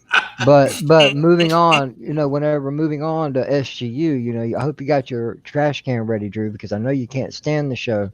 But I actually enjoyed it because what drew me to Stargate period was the technology, that the thought that to get somewhere like that is maybe theoretically possible in our own future. and I've always wanted to know more about the Stargate system, how it works, how it's powered. And then when SGU came along, you get to see further history just on the Stargate alone, not the gate builders or anything like that, just on the Stargate alone, because the gates have to get out there somehow. Now you see how they're getting there. And I always found that thoroughly and how entertaining and educating. No and matter how if how that ship was replenished with energy by flying really close to a star. yes, ingenious, renewable energy source by flying into a sun's corona. It's come on, you can't sit there and say it wasn't a brilliant idea. Yeah, it may not have been executed the best of fashion, but it only had 2 seasons. The show never really had a chance. Yeah, We they did didn't not. have they didn't have any chance to flesh that show out. Have we got to Stargate Universe already? I thought we were still on Atlantis. I put it to open frame now because of the time and everything else. We're just going to randomly talk about everything. Okay, I'll stay silent when you guys are talking about SGU because, well, my mama told me. I liked SGU. And you got to realize on SGU, how did they either could only get to the planets they already seeded a Stargate on, or they had to use those special shuttlecraft. Yep. To get back and forth. Puddle jumpers. No, they weren't even really puddle jumpers on that. Yeah, I can't remember what they called them. Because they had wings and everything else. And there Yeah, it was only like 2 of them. Yeah, they had full defensive capabilities. They held a larger crew complement than the puddle jumpers did. They were meant. They're not a fighter, but they're not a shuttle either. And this was a more older version of an ancient ship. Mm-hmm. Wasn't it called Destiny? Yep. Mm-hmm. Which, considering the topic, is a fitting name. And Mr. Miles points out Stargate never took itself too serious until it came to SGU. And then that became more of the serious sci-fi show. Yeah, and I think that's where it lost a lot of the viewers because it got way too serious. And if I'm correct, it was because BSG was out at the time too, so they were trying to capitalize on that and try to make a show just like Battlestar Galactica. They should have kept it campy and fun is what they should have done. Mm-hmm. I mean, honestly, with all the secrecy from Dr. What's-His-Face? Rush. Dr. Rush, and then all the drama with, I'm pregnant by your baby, Colonel, and bullshit. Oh, yeah. Well, who did Dr. Rush remind you of? Baltar. Well, yeah, look, this is why I didn't like SGU, because it was a cheap ripoff of BST, and they tried to take the BST formula, put it in Stargate, and it was never going to work. And that's the problem I hated. That's why I hated SGU. But because I saw exactly what they were doing. They tried to capitalize off of Battlestar because it was such a runaway hit, and it doesn't work in Stargate. It's instead of capitalizing on the 15 seasons they had for Stargate SG-1. They could have had another season. They could have had another season of Atlantis and been fine. Because Atlantis was already, it already had the formula. When they tried to do Universe, they tried to go and copy the exact Battlestar formula instead of sticking with what made Stargate, and that's what screwed it up. You can't. And they lost a whole lot of fans because of it. That's right. I checked out as soon as Universe came on. I checked out. I recently went back.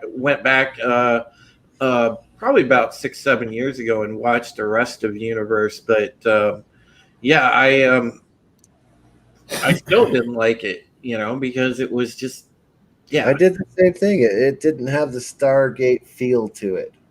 Yeah, but I'm one of them that still enjoyed it for what it was. That's Yeah, fine, because- man. You guys are entitled to that. But Yeah, I'm just saying. yeah. You know, it's just like I started off with, the main reason why I liked Stargate Universe because they were trying to broaden our horizons and history of the ancients, of the gate No, book. oh yeah, there was some good lore in there, JJ. I'm not saying there wasn't, but Well, they had Rona Mitra. She was hot. well, yeah, dude, is she never not hot? I mean, honestly, Pflugerville, you know, I don't think there's a time Rona Mitra isn't hot. I mean, you know, ain't none of us here that would kick her out of bed for eating crackers, you know. Well, I did like Stargate Universe did the one thing that all the other series forgot that didn't want to do, like Voyager. You really got the feel for survival. Like they were always up against dying because they didn't have water, or they didn't have a mineral, or they didn't have fuel, or they didn't have this. Like it really had they did a great job as far as trying to survive. Really like that part of it. I really I did. loved that part of it. It was the social drama that just drove me up a wall. I hated it. I'm pregnant and it's yours, Colonel, and I'm screwing this lieutenant over here, by the way, too. Yeah. Come on. Seriously. Be professionals and go out and do a job. I do have to say, when they brought La Bamba on, that was a bad move. That Oh, was what? bad. He was awesome. What are you talking he sucked. Two Yeah. colonels fighting at each other the entire time. Screw that. I hated it. Yeah, that just was a dead end. They used those rocks to go back to Earth and screw each other's wives. Yeah. That is bullshit fucking soap opera drama shit that I hated in SGU. That's why I hated SGU, because of the soap opera shit. Not because there was that too. Not because of the science, and the characters were all right. They acted just fine. It was the soap opera drama shit that I hated in SGU. I hated it. Right. Yeah, agreed, man. All right. Yeah, right. I wasn't a big Lou Diamond Phillips fan anyway, and I couldn't stand Telford. No, that was a terrible character. I couldn't stand Telford. Greer. Captain Greer Lardass. annoyed the shit out of me. Greer annoyed the shit out of me. Oh, Yeah, no, but out of all of them, the one that really annoyed the hell out of me more than anybody else, and that was Brody. Brody. Brody. little boy lieutenant. Nah. Adam Brody, one of the scientists that Oh, got right. Yeah, Oh, welcome, Ricky. What's up? what's up, Ricky? So, Yeah. Stargate talk. Yep. I figured it was time to narrow the selections down for the Let's Talk series. Instead of just everything, we went straight to Stargate, which still is a big ass topic. Yeah, there's Oh, yeah. a lot to talk about. I mean, it's like literally this. I mean, I guess in terms of episodes, the third biggest, because Doctor Who is I got 800 episodes, I believe, and then Star Trek's right behind Doctor Who, and I think Stargate would be number 3 in terms of most episodes of sci-fi. Mm-hmm. All right, can I bring up the worst idea for a weapon though? Does that? The Zap. Does They that want- make me tell? They changed the fucking the way that thing operated like 100 times. Yeah, they What? I mean, The first what? shot's Did you do supposed that? to stun. The Yeah, second shot's supposed to kill. Third And the shot's third supposed shot. to disintegrate. The Exactly. Zap. This, yeah, okay. yeah. But, What about it? That's By how it's season supposed to 10, work. they just started zatting people constantly. Like, oh, you woke up, zat. People just people Kill got you. younger. Well, I mean, look at DS9 with the Vorta. The Vorta had mind powers at the beginning, and then they erased those. And then it's supposed to be the Zat's supposed to stun you, but oh, we're on a moon with little bug creatures that can fly through you. So Zat you don't pass out, but you're immune to them for a little while.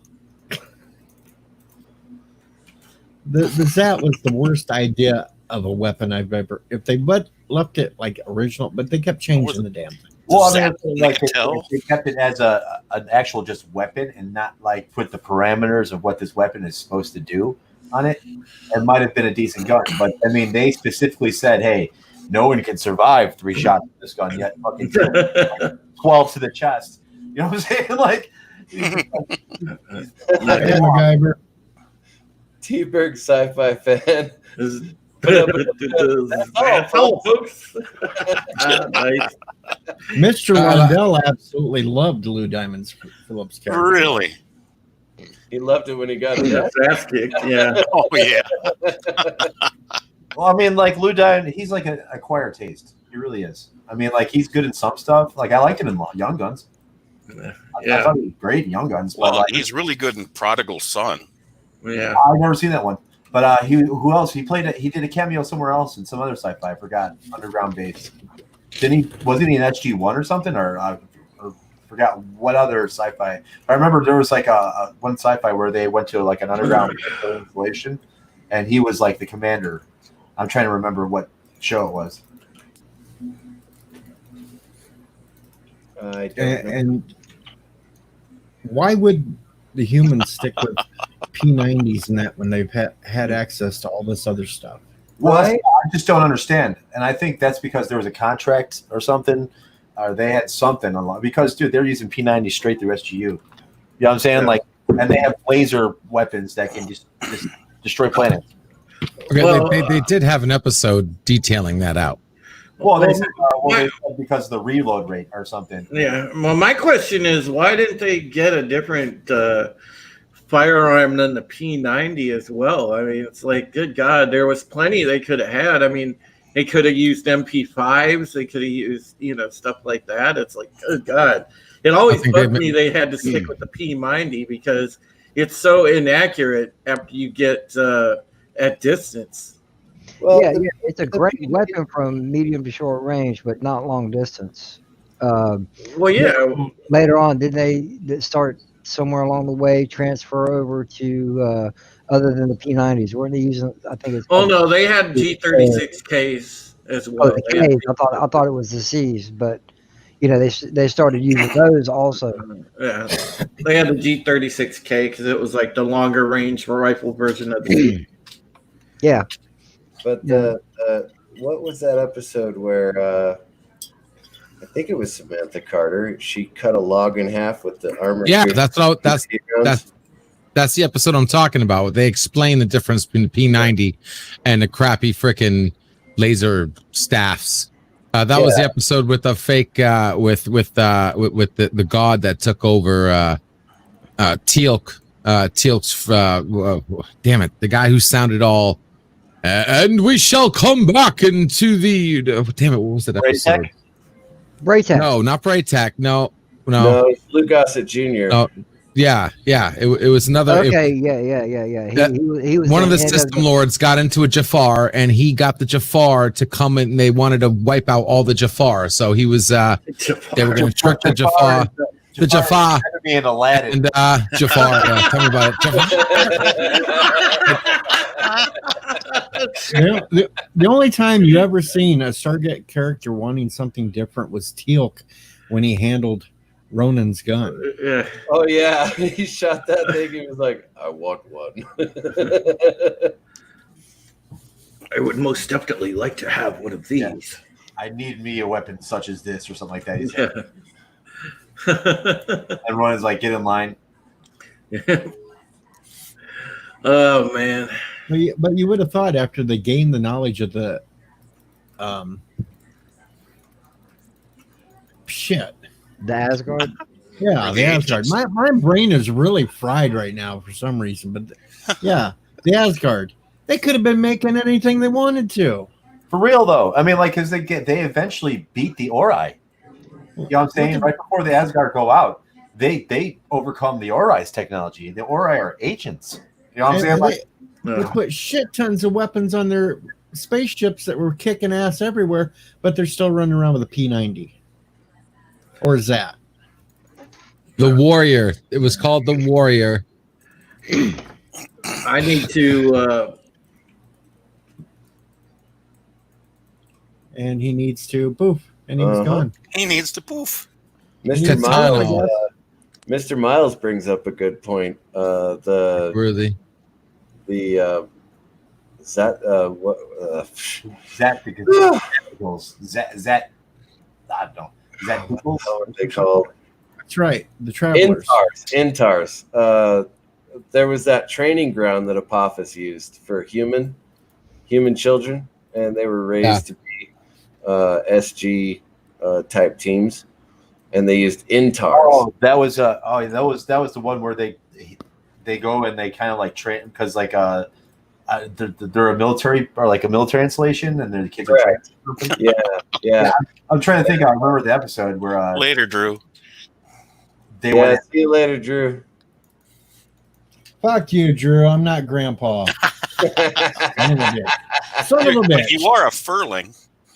No, I'm not a furling either. The furlings did not look like pink bunnies, damn it. What were you guys' thoughts on Apophis' super soldiers?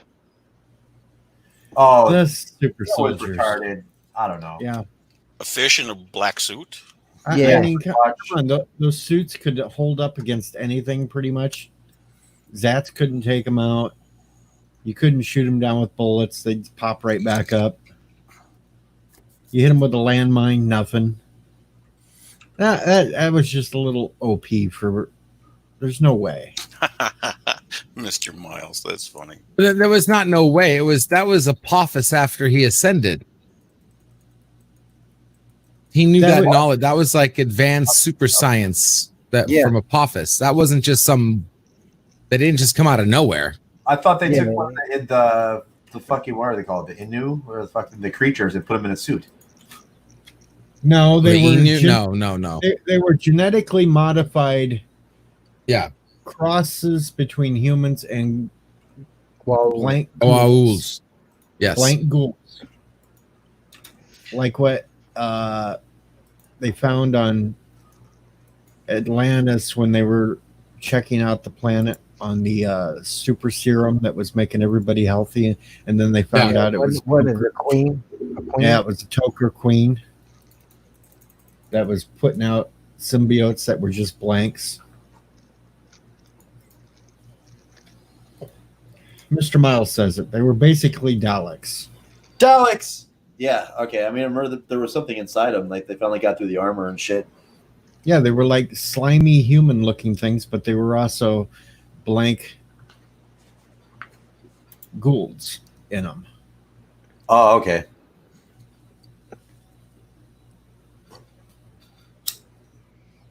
And it wasn't Apophis, it was Anubis. Right. I'm sorry. I was looking that up. You know, Apophis. Yeah. It was one of them A names. I knew it was the first death. I think the first big one to die, the first main villain. Yeah, Apophis was the first one. But the replicators took him out. Yeah, I meant to say Anubis. So yeah. Yeah, he was the baddie. He was the half ascended one. Yeah. Which I didn't see how that played off anyway, because they all had their own rules there to abide by, and how was he getting away with it? Well, I mean, like, she gave her ascended eternity to beat his ascended eternity. I think that's what it came down to. And they were just like, okay, well, if these two agents are going to go into an eternal struggle and fight with each other until forever, fucking let them. I think that's what the agents kind of did with Morgan and Anubis. I don't know. But it's like okay, all right, you two. It was a weird ending. It really was. Go to your room and y'all fight it out. That's pretty much what it is. You know what I'm saying? Because I mean, like, she was like, well, I mean, he was like, oh, technically. And then she's like, well, I don't have to beat you. I just can lock you in this eternal struggle for technically, Oma should have been able to beat him because he was only half ascended and she was full ascended. That's what I'm saying. Yeah, but their rules or protocols or however you wanted to look at it. Non-interference. They were prohibited to interfere. Yeah. Basically. Because I didn't see how it was fair how Anubis was able to get away with all this BS. And Daniel, the twice he went, he got all the knowledge taken away. I'm like, how is that fair play? It didn't make no sense to me. And in the long run, I'm glad Anubis got beaten, but you see where I'm going with that? Yeah. Non-interference, but hey, it's okay for this one to be doing this, but no, this guy can't do it because of what he may do. Yeah, I think that was because he was cheated and Ball figured out how to ascend himself. They couldn't take away that knowledge, but Jackson was like he didn't figure it out. He was both times he was forced to be ascended. Yeah, Well, it wasn't. one by accidental death, the second was by his own choice. The first time it wasn't even he figured it out or it was by accident. It was Oma helping him. Yeah. Yeah, she just she upgraded him. Yep. And I believe I started to understand when the episode came about, and I know it was before what I'm talking about, when they find the child. I guess Apophis' son, the kid. Y'all remember who I'm talking about? Yeah, it was the son of two Goulds. Yeah. Okay. And he pretty much put Daniel asleep and into that what if scenario, and seeing what his race was capable of, because Daniel was capable of it. He did it. It was a good learning tool, but I'm bouncing back and forth in between the timelines, because some things, was great storylines. The other time it's like, okay, what the hell? Really? Now, some of the worst things Stargate Well, I ever mean, did. I guess the hardest part is being original. You know what I'm saying? After Star Trek has went through like so many fucking seasons, I mean, I don't know. So I mean, like, but everybody does their own tropes. I mean, there's always a sci-fi episode with like a time travel. There's always like a go in the back and your relatives look exactly the same way you do. You know what I'm saying? Like type shit. I mean, everybody kind of borrows from everybody's thing, but I mean, like, I just think they should have kept going with Stargate in some way, somehow, than just completely just like, especially with all these new shows coming out, keeping it on the back burner and not really doing anything with it, But do we really want it to come back with the way things are these days? There's already talks of people already coming back. So I mean, Brad Wright's been talking to MGM, and someone else has been talking. I've been keeping up with Gate World. Gate World's got something that. But do we trust them to bring it back? Well, this is not Alex Kurtzman, yeah. Yeah, but they could find somebody just as bad to run it that thinks that that's how that should be done. That's very true. I mean, that's with anything, though. You know what I'm saying? So, I mean. Now, if they stick with the original concept and just pick it up at a future date, like reopen SG1, put a new team together, have them going out.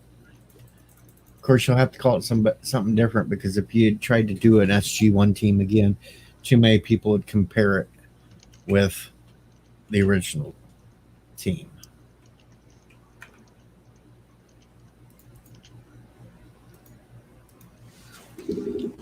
Mr. Miles says they wouldn't bring back Stargate without Brad Wright. Yeah, I mean, or Joseph Palazzi, over his last name, Palazzi. Those were like the two main dudes, and then Peter DeLuise, but Peter DeLuise ended up directing most of the episodes. TWTG content says he don't want to see Stargate back until the woke wave has ended. Yeah, the fucking woke wave, dude. We're gonna look back at this time and be like, "What the?" Well, there was at least a couple of shows that did buck the system. Yeah, I mean, there's some shows that are completely safe from it too. I mean, The Expanse is pretty dead on. Nothing really woke in there. I mean, there's a lot of female characters that are strong, but they're written strongly, not super powered, fucking saving the day, fucking every episode, swoop from the rooftops, destroy all evil, I mean, they're actually regular people in situations. But what ideas would there be to bring back Stargate? What would you do with it? Would you just completely reboot it and start from scratch, or would you continue on? I probably would continue on. If anything, I would assume. Well, from what we've seen through 17 seasons of Stargate, and 2 movies. I honestly don't think they'd be able to pull off too much more than they've already done, because they brought Atlantis back to Earth. SG-1 or the StarGate base is still going on, and they already did 10 seasons of that. God knows how many Goa'uld, the Ori. How much further can they go except for continue off Stargate universe? Which Well, they're in the Star they'll Trek come mode up. right now because Star Trek starts off super powered. They're OP at the beginning. Right. Stargate, it took them 8 seasons to get OP, and then fucking they're OP at that point, and then they can start expanding on the OP stories. But I mean, Stargate's technology far surpasses most of the shit the Federation wished they had. You know what I'm saying? Like, I mean, the ancients are light years beyond the Federation technology wise. I mean, but I mean, still, I mean, it's that was the dilemma. Now it's like overpowered. What do? You have to come up with either like another super strong enemy, another galaxy to explore. Right, and that's where SGU plays in, because the gates need to be seeded for them to make it that far. Well, I think not much to be seated, but I mean, the way they left that show kind of sucks because it's like, oh, here's a ship but I mean, like, it did put the lore in place that there are tons of ships like this. You know what I'm saying? Right. Going across the galaxy and seating. I mean, they're also old model gates because the ancients have been gone for so long. Right, but you understand what the point I'm making. It's really hard to do something new when right now where we left off with SGU is they're in the middle of galaxies. So, and Eli was the only one left to wake while everybody else was in slumber. So, that's where we're left.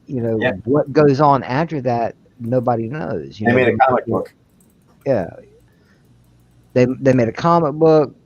I don't know if it tied in or not. They tried doing a game. The comic itself was supposed to take up right after SGU ended. So that's, I mean, I don't know. I'd be interested to see what they throw out there, but I honestly don't think they could go too much further with it without sit back and seriously thinking about where they succeeded, where they failed, and what other kind of situations they can put people into and how they can get there. Because if they started another Stargate show, okay, we've had to progress past that point. So maybe we have new power capabilities, more ways to be able to travel further through a gate system. Who's to say? But right now, I don't think a new show would prosper. Well, I don't think they probably progressed as far as they had by the time the shows ended, because let's face it, they got the knowledge of the Asgard. That was top of the line as it is. Yeah, I mean, it would take forever for anyone to even touch what the Asgard had done at that point. The best they could do is replicate what they've done and slap it on their ships and call it their own. The humans have basically turned into the Goa'uld, a scavenger race. Yeah, pretty much. Well, I mean, a rather powerful scavenger race, but scavenger race nonetheless.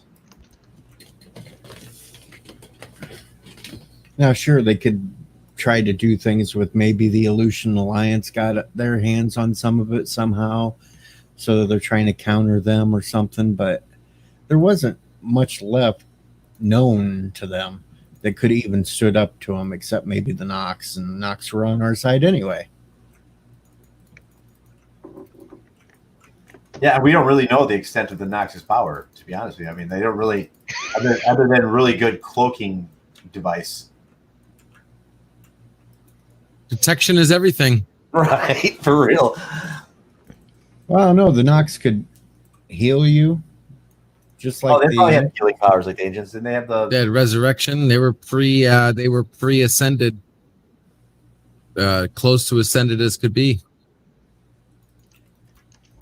Even that little ritual looked like an ascension ancient ritual.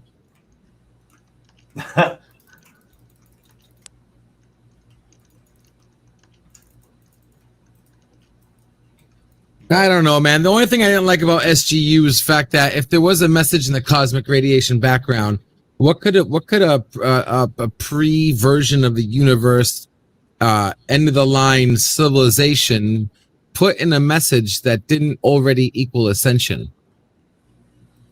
You know, that's the only thing I couldn't, my brain couldn't make the connection to. Like, okay, they're searching for this message, but then they ascended. So wouldn't they know the message or know the people who did the message? Isn't ascension the highest thing? Like, what is this like analog version of a message in the grand cosmic background noise? How can that compare to ascending? I never did say ascension was the highest you could go. Yeah, I mean, they kind of made it, you know, that was a goal attainable, and that was the only way that ancients could preserve themselves. Yeah, but still, like, why can't you just tell the message of being ascended? Like, because even the ancients said that, you know, this isn't the highest. Like, you don't realize how big the universe actually is. Like, this is just nothing.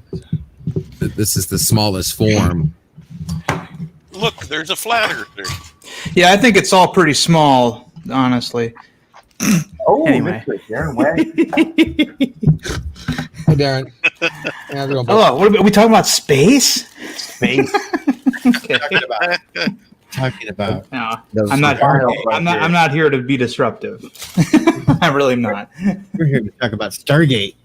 Oh, I saw that movie. Yeah, but we went beyond the movie. We went to the TV series too. It had that icky guy from the Crying Game in it. That movie. Talking about James Spader? No, I'm talking about the villain. I mean, James Spader wasn't in the Crying Game. Come on. No. I think the Crying Game. I'm guessing here. Oh, okay, gotcha. You talking about the kid that played Raw? No. No, he was the villain. He's the bad guy. He wasn't much of a kid, though. Compared to the Kurt cast, Russell was in it, though. Yeah, compared to the cast, it was. Yeah. He seemed kind of young. Young. Yeah, I suppose. He was like 20, maybe. Yeah. Yes, Mr. Mouse, the Destiny was launched from ancient Earth before the plague happened.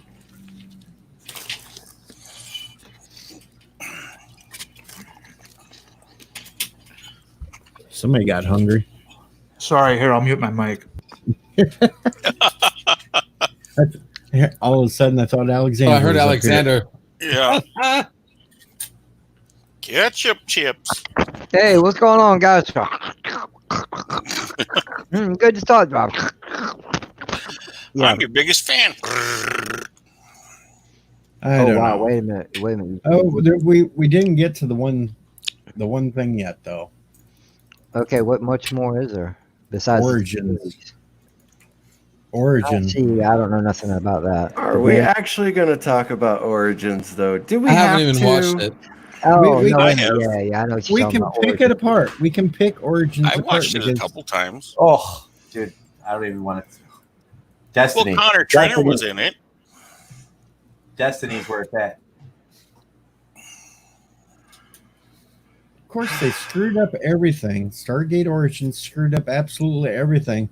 Yes. But then they tried to change it all back at the very end. Yeah, because Catherine is a brave and strong character. Mm-hmm. So see, yes, they can screw up Stargate. And then at the end, they erase everyone's memory. So it's like, oh, that never happened. Ah! Then why make the movie? Why? What's the point? Well, it's like telling everybody you can't talk about the Spore Drive. Right. Well, you see, I didn't see Origins, so I don't know what the story entailed. But if they wiped everyone's memory, then okay. Now was Catherine's memory wiped? Yep. Okay. Yeah. Then why? Yeah. Why did the movie happen? Because she had no clue what this thing was, where it come from. It what wasn't did. a movie. It was a set of webisode. Yeah, I know. I'm talking about the actual Stargate movie. You know, when she's seeking someone out to solve the puzzle. Then, if memories were wiped, why is she doing that? Oh, this, they this took explained place. it. This took place even before all when they very first found the Stargate. Yeah, they figured out how to they turn dug it it out. on. Apparently, they they opened up the Stargate right when they first found it, and had battles with the bad German guys and everything else. And God, it turned in like kind of a Indiana Jones episode. It was so bad. Yeah, because apparently, when was the time frame? The 30s, the 40s, It was late 30s, early 40s. Okay. Yeah, late 30s. Late 30s, mostly, but and then all of a sudden the story concludes and all their memories are wiped, and that's why Catherine had to end up finding Daniel Jackson later on to figure out how to run the thing. And that still don't explain how her boyfriend had figured out how to open it. Right, And then in the 50s. And then they forgot all that knowledge too on how they opened it, or what that gate address even was that they opened it with. Couldn't go back to Tartarus because, well, they forgot. Golly, they have film. They know exactly what the address is, but golly, we forgot. Really? Oh, so annoying. So then you flash forward and they go through and find a naked man running around. Yeah, that was funny though. Yeah. Damn near batshit crazy. But he figured out a lot of the ancient knowledge while he was did, there. and he shared it with Daniel Jackson. That's how we ended up as the fifth species. Mm-hmm.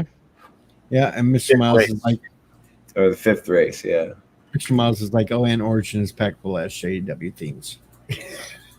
I think that's what made me most angry about it. I did like the one thing I did like about it is most people didn't even catch this, how they called us. They called us the race. How we call our different races. Like no, we're the race. Like we're one effing race. Human. Yeah. Oh, they called us the fifth race, but yeah, at the same no time, black, no white. We're all the same race. At the same time, we were extremely young and not ready for any of this. And then So within a short period of time, they decided just to give us everything. Yeah, within 8 years. Yeah. You would think that even if the Asgard knew they were dying off, they would have entrusted all their knowledge to maybe the Nox. Hey, I'm done being Alexander. I just wanted to. I hear a fan. Yeah, it's in the background. I can't do anything about it. DJ, my real reason for being here is just to check in on you. Are you all right? Yeah, I'm doing Stargate. Okay. That's all I needed. All right, I'll talk to you again sometime. All right. Yeah, bye-bye. No, I apologize, DJ. I'm gonna break topic real quick. In a lot of aspects, we as a people, you got to look at this from like a Star Trek perspective. We as a race are still rather young to be reaching out that far into the stars, or even be reaching to our own moon. We'll get to that point one day, but we've still got to get over our own internal struggles before we can even thinking about making it out there and trying to make a difference, if that's what our future holds. Well, I mean, you gotta look at it this way too, that fucking they blind humanity to the fact that they're out there fighting fucking aliens. Like the world has no clue. You know what I'm saying? They do this under fucking ground that and then they dismiss it in reports that that was like a military display of firepower or something, and that's the reason why you saw those lights out there. As Jack O'Neill said, we're already out there.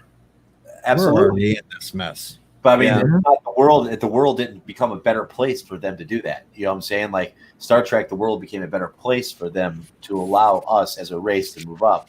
Stargate, they just found a gate, and they're the same people that they were, except now they hide it from the rest of the world, and only the select, privileged know that the Stargate program exists. So I mean, it's two different worlds. You know, what I'm saying it's two different. Yeah. No, I got that. But at the same time, when you see the SG teams going through the gates, they're reacting and they're acting and reacting in the same premise. We mean you no harm, but don't fuck with us, we'll kick your ass. It's Well, I mean, for the first they're going out in a peaceful expedition, but they're pretty much trying to state to the galaxy that they're well ready to defend themselves, which technologically they are nowhere near ready. Yeah, I mean, like season 6 is really where they start ramping up, and that's where they start getting technology here and there, Naquita generators, shit like that. But I mean, like 8 is not. It wasn't really till 8 they start getting the heavy technology. But I mean, like for the first fucking 4 or 5 seasons, they do nothing but get their ass whipped from place to place. I mean, like, yeah, I mean, I don't know, but but the whole thing is like Stargate. They deserve the technology. They kind of, like earned it in a way, I guess, as we're, Star Trek society is as a whole earned it. You know what I'm saying? And we technically wasn't ready to defend this planet at all until we found the ancient outpost in Antarctica. Pretty much. True. Yeah. I mean, we just got an unfair advantage. We just got inherited wealth, basically. You know what I'm saying? Like that's what happened to us in Stargate. I mean, like Star Trek, we kind of start out like that. You know what I'm saying? We don't have the full. Oh my God! We won $40 billion. Let's go all blow it in one load. Right, for real. But I mean, money still does exist and shit like that. You know what I'm saying? But I'm talking about the drones. Oh, okay. Yeah, the drones were ridiculously powerful, just way OP. Well, they had to be in order to defeat Anubis, didn't they? Or Yeah. the Wraith. Well, they beat Anubis.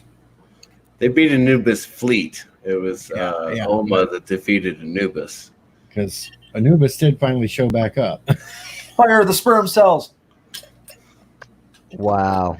Yeah, those were the craziest looking. Looked like damn sperm cells shooting out of their They wiggling. really did, dude. I was just like, oh my god. The one thing I loved and hated about Stargate that you didn't really see on Star Trek is how they would kill off people. Special guests, like they just don't come. Like in Star Trek, they just go and you never see them again. In Stargate, they die. Well, absolutely. I mean, like how Stargate many of them was way they better. kill? Way better. Characters that you didn't want to see die, and you knew they were just a guest star, and maybe they came back for an episode or two, but they always ended. They always had a finale episode where they ended up dying. Samantha's boyfriend. You're still making me sad about Terrell Rothery. And Heroes. That was great. Yeah, those are great set of episodes right there. Heroes.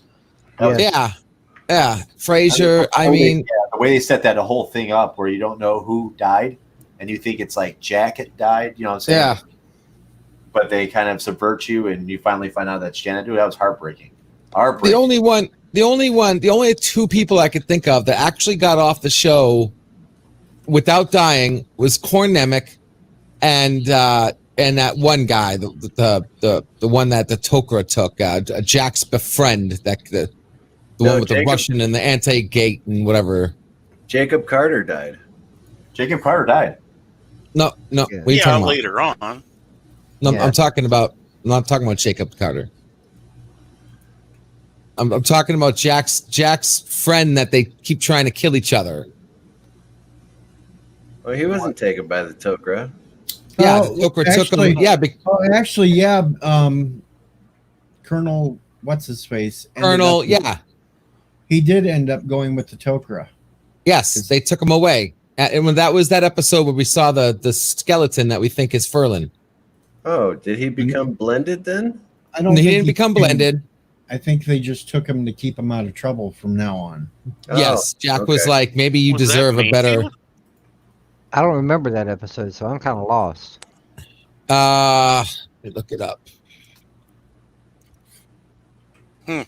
No, T-Berg, not Kowalski. That was early on in season 1. Yeah. He was the one when remember when the Stargate was stolen and he was the one that was in command when they went to check the Stargate. Mitch That guy. Are you Mitch talking about Pileggi? No, the deceivable general guy? yeah, The guy who was like who kind of switched sides a couple times. Yes, he switched sides a couple times. Yes, He was a human. Colonel Mayburn. Mayburn. That's what it was. Yep. Mayburn. Yeah. And then he ended up going with the Tok'ra on his last episode. They said, "Listen, we're going to find a planet for you. You can go chill." And remember, we found him later because we found him later on the Ori story because he was like King Mayborn or whatever. Remember? Yeah. Like he survived. They didn't kill him off. And Korn Nemec, they didn't kill him off. But all the other guest stars, they all got killed off. They didn't just leave. And I liked it and didn't like how they did that, how they treated guest stars on Stargate.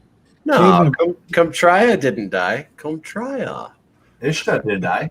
Yeah, but they killed, or actually he sacrificed himself, but Lou Gossett Jr. Lou Gossett Jr. sacrificed himself to save the Earth, yeah. Yeah, but he became a prior. Right. He was a prior, and he stopped the prior virus that was killing off Earth. Yeah. Hi, Rosetta.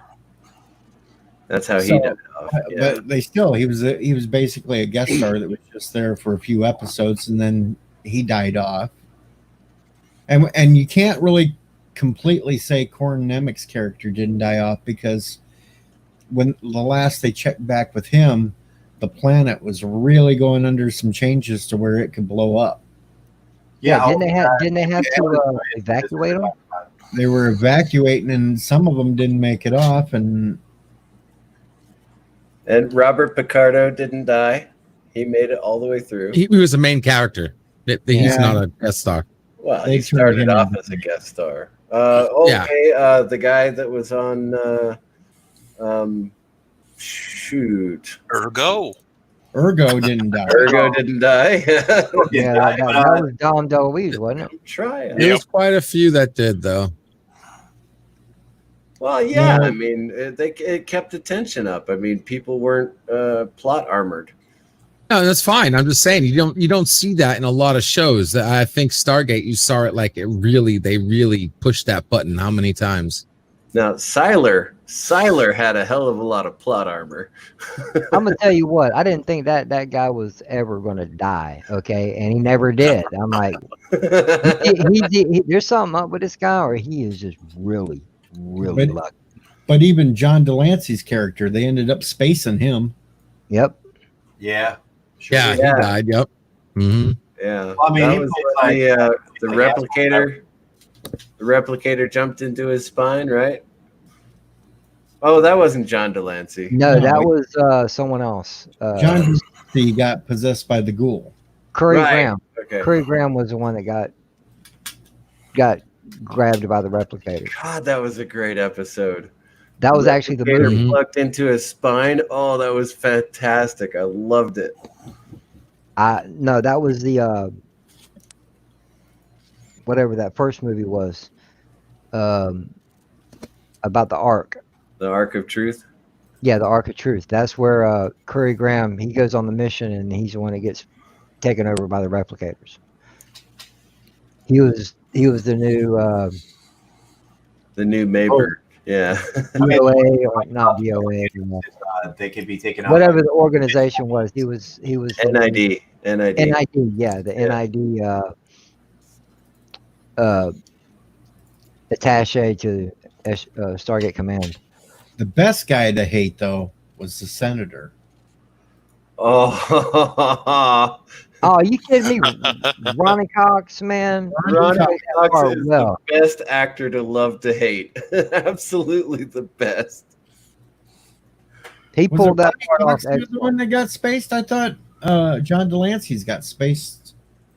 John Delancey's that plays by space, but I mean, like he always said, he always plays assholes, dude. Even Farscape, he played Becca's grandfather or something. No, uncle. He played Becca's uncle, and he was just a deceitful piece of shit in that too. The only thing I can remember Ronnie Cox doing that was a good guy type character is the Beverly Hill Cop movies. Oh, yeah. He's a good guy. Jellicoe's a good guy. He works for the Federation. I mean, like, he was an asshole, but he was He, a good guy. he was a good guy in Captain America. That was Ronnie Cox, wasn't it? In Captain America? Well, I mean, Ronnie Cox has a bluegrass band. He's actually pretty good. So I don't think he actually he just tours with his band. But he was an absolute jerk Yeah. at Stargate. Yeah, Mr. Miles said absolutely. Wayne Brady got killed by Teal'c. Yep. Wayne Brady got killed by Teal'c. And then the Farscape also is the only time you ever see Teal get whipped by Michael Shanks by fucking Daniel Jackson beating Teal'c's ass. You know what? I really enjoyed that episode. I don't know. I can't remember exactly which one it was, but it's where they took and added basically Farscape into SG-1 and even role swapped Ben Browder and Claudia Black's characters in some Episode form or fashion. 200. I thought that was a funny ass episode. Episode 200 was absolutely iconic. It was The little- brilliant. Dude, the That question. little Yoda knockoff guy.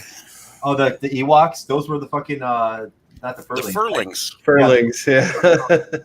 We never thought we'd meet you. Hey, Mr. CCDB, how about I get the feels going when they cross the universes and you got to see Frasier again? Oh my God, that I was saw so that. That was awesome. awesome. Yeah, that was awesome. Oh, That was like a Sela moment. you're gonna make me cry again. Well, we got to see Kowalski again too. Yes, Kowalski kept showing up periodically too. Another person they killed off. Early on too, man. Oh yeah, But then, the second but then episode. again, yeah, but then again, I didn't think if they brought any of them over from the movie into their prospective TV roles, I didn't think much of that team was going to survive anyway. Because what was the point? You can't have a TV show about the entire team from the movie. They're trying to move on. What was this, a year later? Yeah, After? they didn't even bring French Stewart back in at all. No. They brought the character in, Peretti and Kowalski. Peretti and Kowalski, and they both died in the first episode or first two episodes. Yeah. Mm-hmm. All right. So in Stargate, what was the worst way to die? The movie Movie or the series? or the series? Okay, the worst way to die was with that hand device. Ball. Yep. No. Exactly. No. The hand Wrong. device. Wrong. Ball being- Wrong. Ball. Ball. Ball killing you and bringing you back and killing you and bringing you back and killing you and Oh bringing you my back. God, that was a great episode. Yeah, that was. Jack O'Neill was tortured for months like that. Getting stabbed with gravity knives and Oh, that was bad. I I'd don't take the know. hand device over that any day. I think the worst way. Shit, I think it's sad over that. Oh, there were definitely 3 lights at the end of that episode. I think the worst, the Damn. worst way I didn't want to go would have been stuck on that planet with the black hole. Oh, they're still That on would that have planet. sucked. Yeah, they're still on that planet. They're still on that planet. That planet Yeah. has not been sucked in yet. Yeah, Oh, it's messed up. God, that's awful. Just like they said, you could see the terror on their faces, but they weren't moving.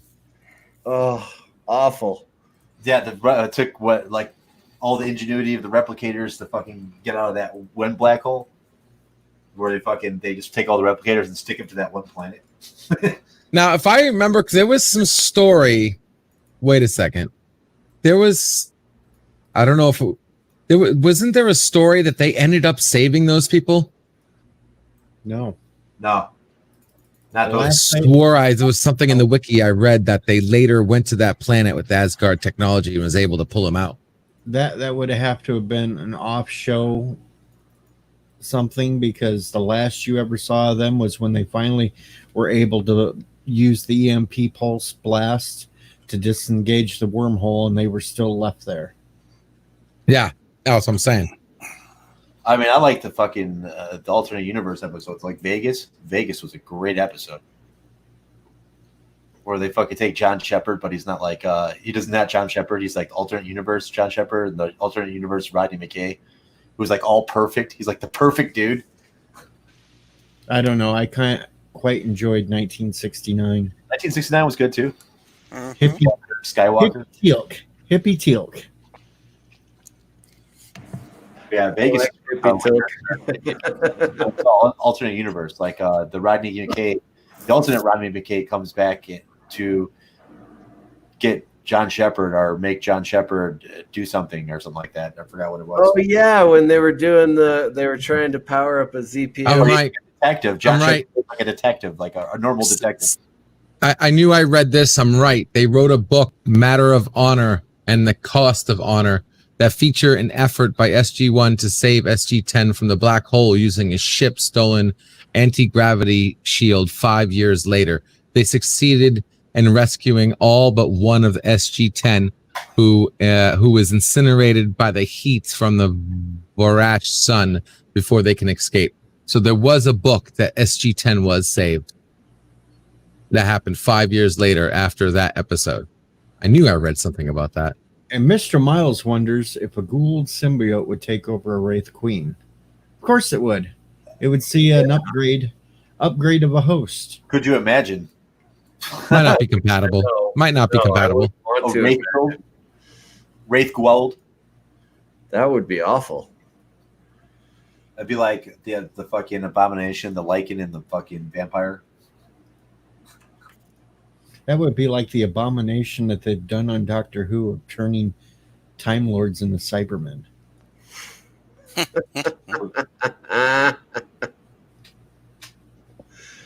Extended universe counts. I just never paid attention to the. Did you know the original Cybermen were Time Lords? Mr. Lundell says books don't count. Damn. Books always count, Mr. Lundell. That's why they're books. That's what I was responding to. Yes, they always count. I mean, you books can always count. It might not be canon. Universe. Well, then, if we're going to do the books count, then I can go off topic for 1 second and say Captain Kirk is alive again. But I didn't say they were canon. I said they count because Picard got Kirk out of the Nexus again. Didn't they drop a bridge on him? Well, if I just Nexus and you get him out again, then he's got a new body. And then I went off topic, so I have to remove myself. Oh, sweet party people, dude! Oh, that's right. This is an SG-1 stream or a StarGate stream. That's right. So I had to punish myself on that one. And Mr. Miles says, "No, I mean, would it be capable? It stated the SG-1 would have to struggle and probably be unable to take over an Asgard mind. Wraith Queens have powerful minds as well." Well, the Queen, but not the. Well, not yeah, the but lower okay, end. maybe they couldn't take over the Queen itself, but they probably could have taken over one of the regular Wraith. Yeah, especially the big fat, especially the big stupid ones, the big blind ones. Remember, there was different classes. Resist the Queen. Shepard was in season 3. A queen was trying to seduce Shepard, and he resisted. Yeah, but I don't know. A queen. The first episode, the Queen had him on his knees. Yeah. Oh yeah. He was down. Yeah, he was done. The only one that showed any resilience against the Queen was Taylor, and that was because technically she's was part Wraith. She did have Wraith DNA. Yeah, she gets the Wraith experience. Yeah, that was a cool spin. So there you go. You like Taylor, but you never know. She could actually suck the life out of you. Well, remember that Shepard got stung with the Eratus bug, and he started to change as well. Yep. And after that, he was more resistant to the Queens. So you just have to go around and get yourself stung by a bug, and then not die. Yeah, that bug is fucking. That's not the bug you want stuck to you. It's huge. That's a big ass mosquito sucking on you, folks. Dang, I thought they were big in Florida. They ain't big in Florida. They're big in Pegasus. And then you get a text and shit, they still ain't as big as the ones in Texas.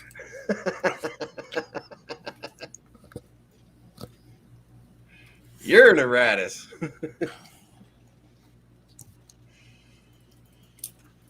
I don't know. I kind of liked how they put the midway point between galaxies until that blew up. That was kind of cool. Well, you knew that thing wasn't going to be around forever. But it was a cool concept to put Stargate it along was. the way. And then you had the admiral from JAG, who was a commander of the starship. Actually, no.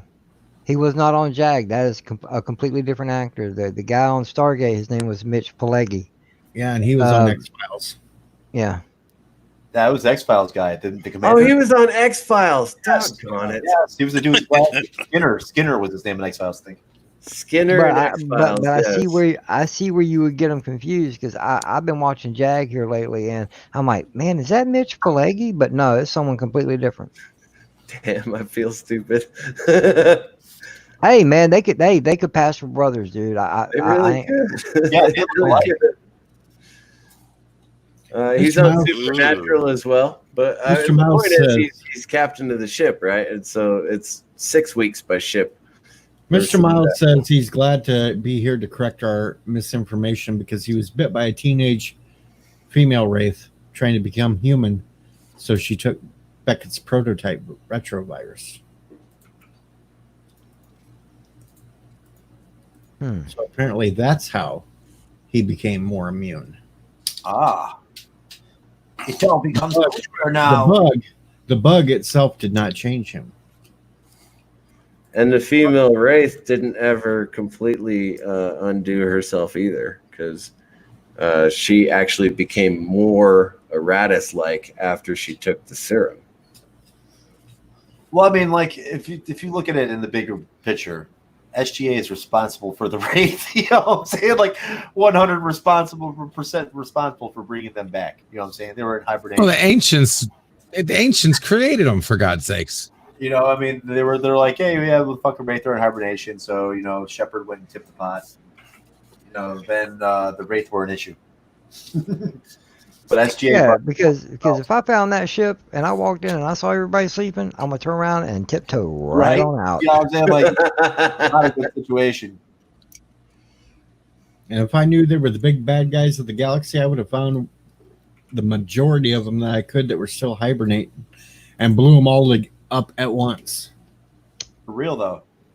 Well, that still would have woken up the other hives. Well, I mean, it's just like, well, the reason the other hives woke up is because they killed the queen. Well, they can't do that in StarGate. I mean, like, it's like how many times did like I said, how many times does SG-1 get captured? And how many times do they not get killed when they're captured? And even like 6 seasons in, when SG-1 is responsible for like the death of like 9 system lords, they're getting all this technology. They still get captured, and the Goa'uld like, I gotta go to the boss and talk to him, and then they escape or fucking shoot this dude and get the fuck out. You know, and you would think after maybe the second or third system lord they killed, the rest of them going, okay, time out. Let's ally up and go take care of this one that keeps screwing with us first. Well, I mean, just by the time the 6th season, just off the motherfucker when you catch him, dude. I mean, by that time, you know, like, I mean, like, done. You know, he killed like 6 system lords. This dude's just done. You know what I'm saying? Like, just fucking done. Well, you saw that how they were backstabbing each other like crazy. Like there was no. That's true though. They hated each other. Oh yeah. Once Ra died, there was no system lord hierarchy anymore. Everybody tried to get to Ra's position. But they still had more in common with each other than they did the humans. And the humans were an obvious threat by that point. You know what I'm saying? That's what irritated me most about the Tok Ra is that humans killed more of the system lords. Fucking for real. Tok Ra did in 6,000 years. Yeah, a century. Yeah, I mean, like it was because they were passive. They were stealth passive. They couldn't be offensive. Well, and you got to understand that some of these, since they live so long, that some of these plans might take upwards 200 years of infiltration. You know what I'm saying? Well, you live long lives. You got long plans. Guess what? We don't live long lives. You know, you put a spy in there. He's in there for like, you know, a year, maybe 2 years at most. So these motherfuckers live forever. So they're in there like 200-300 years. And Mr. Miles does point out that the Toker did sort of help out once in a while because they had inside men pulling some strings to give them chances. Oh, absolutely. A couple times. But I mean, that was not without the humans inciting it or doing it for him. You know what I'm saying? Like, I mean, the Toka didn't fucking call up on the fucking anybody else to fucking help them. And that's why they were still friends at the end of Continuum. Right? And I mean, like, you never seen the Toker go to the Goa'uld or the Asgard and say, "Hey, bro, can you stop these dudes?" No. Ball, the last of the System Lords, got his ass kicked and then got taken to the Tok'ra. And then that's what kicked off Continuum, right? Yeah. And then at the end of Continuum, they were like, "Oh, that's it? Okay." Well, he was the last one. Right? Like, wasn't he technically the last one or something? Well, he was. They technically, he was the last of the major ones. The major last one. of the System Lords. Yeah. There were still minor ones all running all over the place that they were just going to clean up. Yeah, after. but come on. How silly was it to have all these ball clones? Well, that was pretty stupid. That was pretty stupid to have like 200 ball clones running around. Oh, don't forget the episode 1969. Well, right? I mean, like it's like this. You pay 6 actors or you pay 1. Six times though. Yeah, I mean, he probably got more money for it, but you know what I'm saying? It's like it's different. It's probably easier than hiring 6 different people. You know what I'm saying? Or keeping 6 different people on the payroll. Yeah, of course. In the episode 1969, when they went back in time because of the solar flare, and then they went forward in time, and they went too far forward in time. And Dan was in the desert. Like, what's her name? The girl that Samantha adopted. Clarissa. Clarissa, yes. Clarissa, I think. She was there. She was an old woman, and all she did was move her finger around her wristband, and it activated the Stargate and sent them back to the proper time. Yeah, I remember Cassandra. that. She was kind of like just sitting there. She was like, Cassandra. That's what it was. Cassandra. I've been waiting here for you. You know what I'm saying? I'm like, I've been waiting here for you for a long time. So I'm gonna get going, guys. All right, good night, Bird. Ray. Or the episode where John fucking goes like 50,000 years in the future and shit. Oh, I know. Last Man or something like that. The Last Man, I forgot what it's called. That was a cool episode. Oh, another cool episode was The Other Guys. The Other Guys is good too. Oh yeah, that's a great one. The Other Guys. Yeah, it was the goofy scientists that were on the planet with them, and O'Neill and them purposely got themselves captured, but they didn't know it, so they tried to mount a rescue themselves. Is that the one with Phlox? Yeah, Phlox. Yep. Sitting there trying to run around in a Jaffa outfit with glasses. And when they puked. And they had what were the killer bugs or killer spiders? I don't know. Or there's the episode that Christopher Judge wrote, the one where it parodies him in like a police or a fire department. I forgot what it's called. But it's like they're all firemen instead, and then it keeps like going Hail back. Parrot Head. Yeah, that was a good episode. I liked most of Tilk's episodes. Yeah, Christopher Judge wrote that episode. Actually, I was like his. Yeah, he wrote a lot of the good episodes.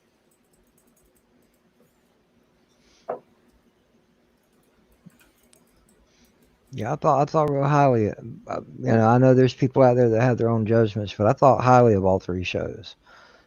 Oh, absolutely. I mean, and then you got shit like Window of Opportunity, which is probably the best episode, I think.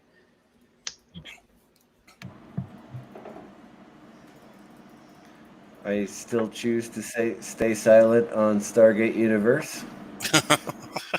You're allowed.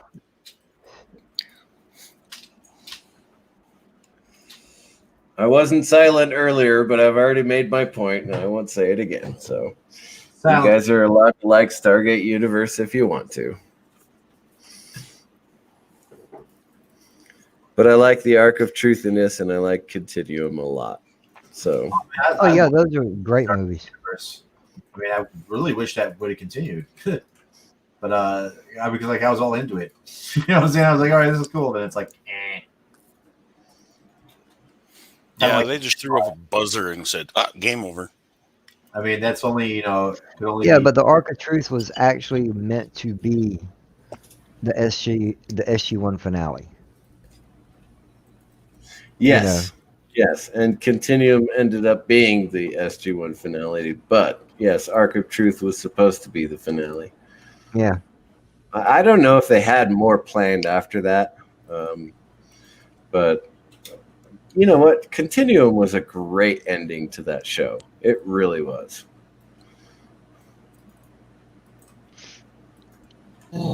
I don't know. I can say my favorite Agent of S.H.I.E.L.D., though, was in Ming-Na Universe.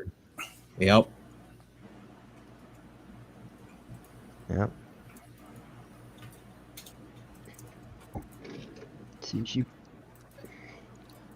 I'm not saying you have to hate Universe just because I do, but if you want to be right, you'll come along with me and hate Universe. No, she was Camille Ray. no, I'm not going to come with you and hate it. No. Ming-Na was easy to hate in that series.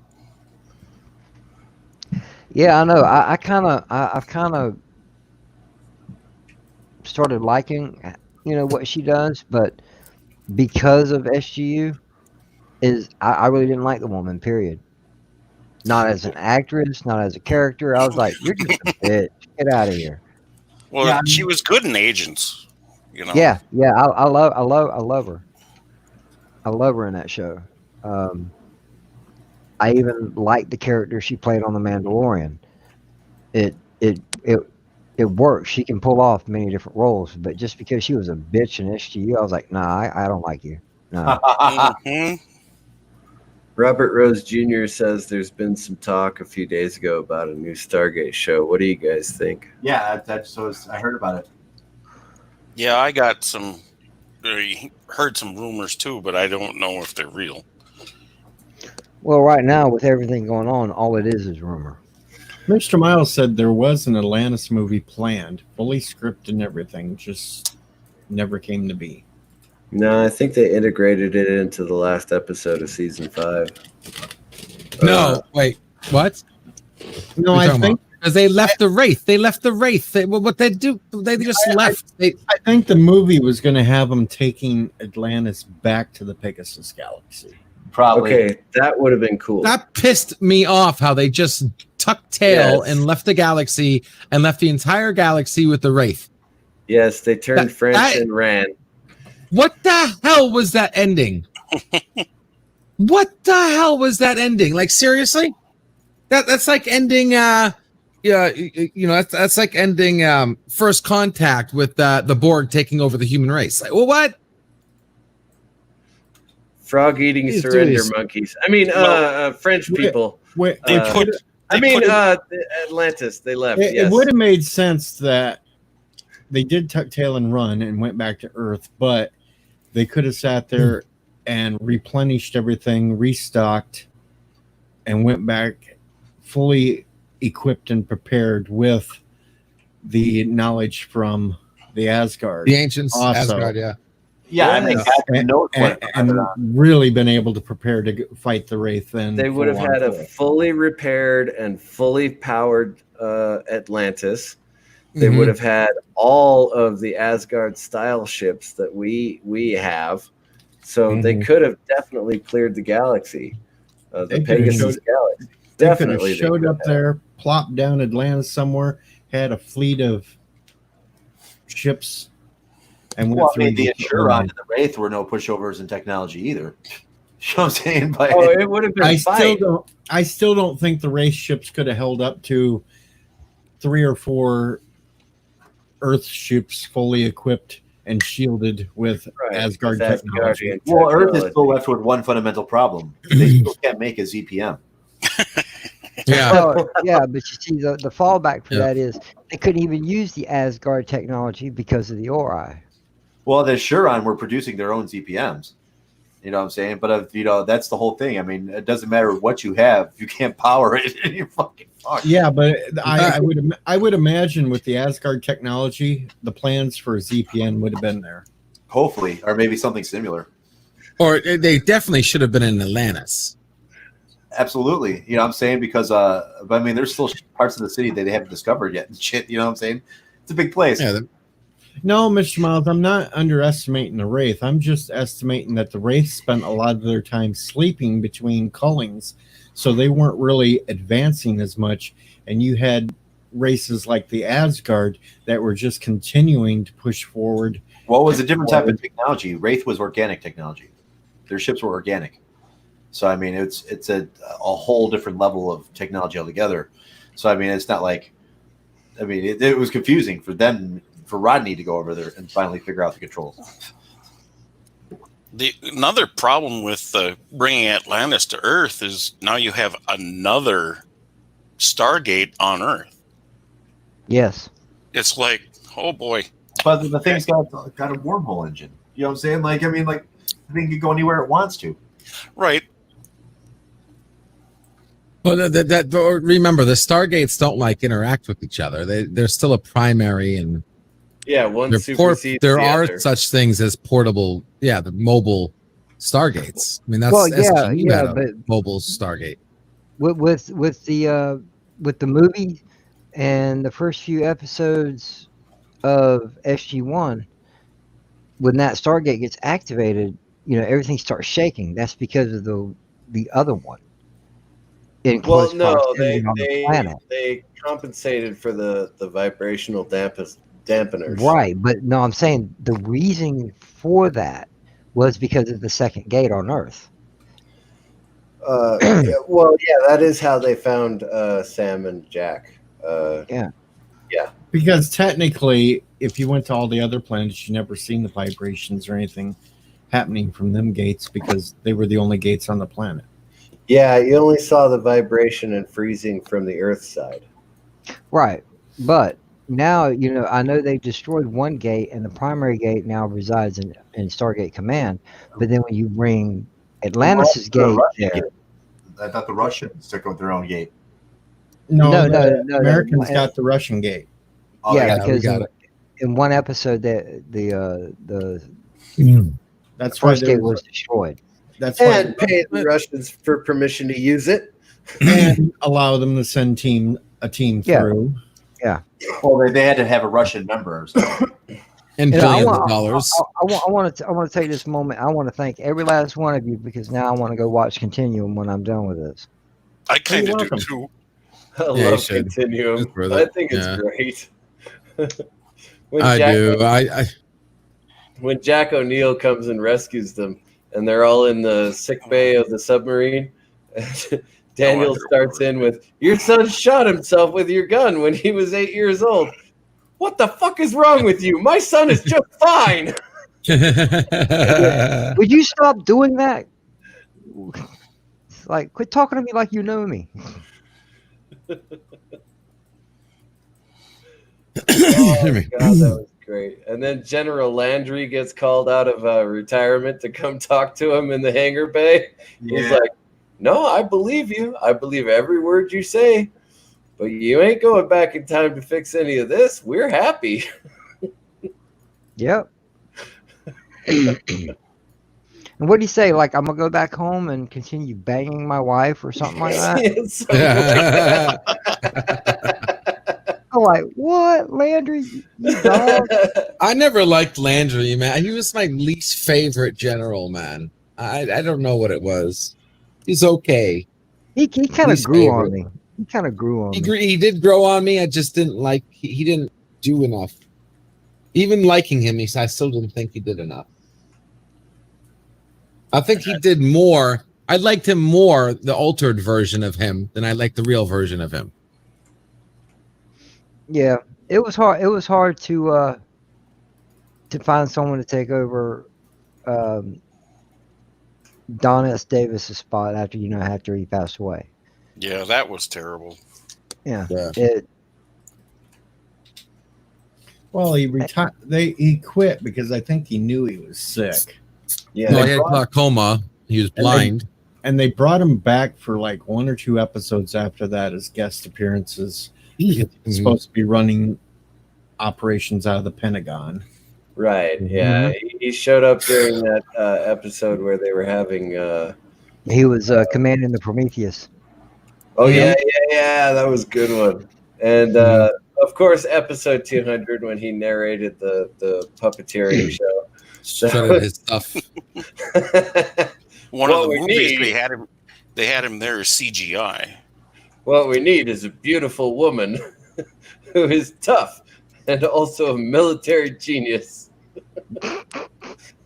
Just because my reproductive organs are in the inside instead of Okay, out. don't repeat that again. I always cringe when I hear her say that.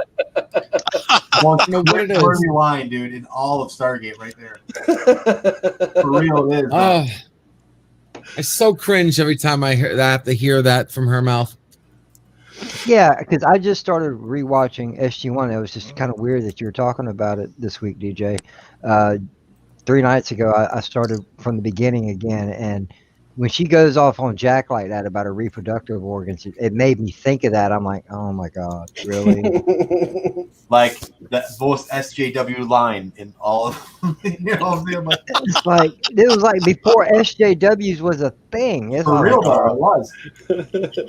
And they didn't reuse it over and over as a meme. They literally only. Well, they cut the fucking MacGyver part out of it, like because there's a point in that conversation where he says, "We'll MacGyver it" or something. Jack says, but they cut MacGyver out of it or something like that. Yeah. Oh, they did get him humming the theme song in the elevator once. I like when she hums Samantha hums the Stargate theme song. The Stargate theme song. She's in the elevator. No. The MacGyver theme song. Yeah, they do the MacGyver one too. They do the MacGyver theme song in the elevator once. I still like the reoccurring though, where Jack wants to name things after Star Trek. yeah. No, you can't call this the Enterprise. You can't call it the Enterprise. That was great. That was great. Oh, my back That was gold. Freaking Wonko! I love that one. the ketchup and the mustard. And in one episode, someone threw the orders out. Such and such, you have the con. Like, really? You did that? Yeah, still Star Trek references. They dug it in there up as much as they could. Yeah.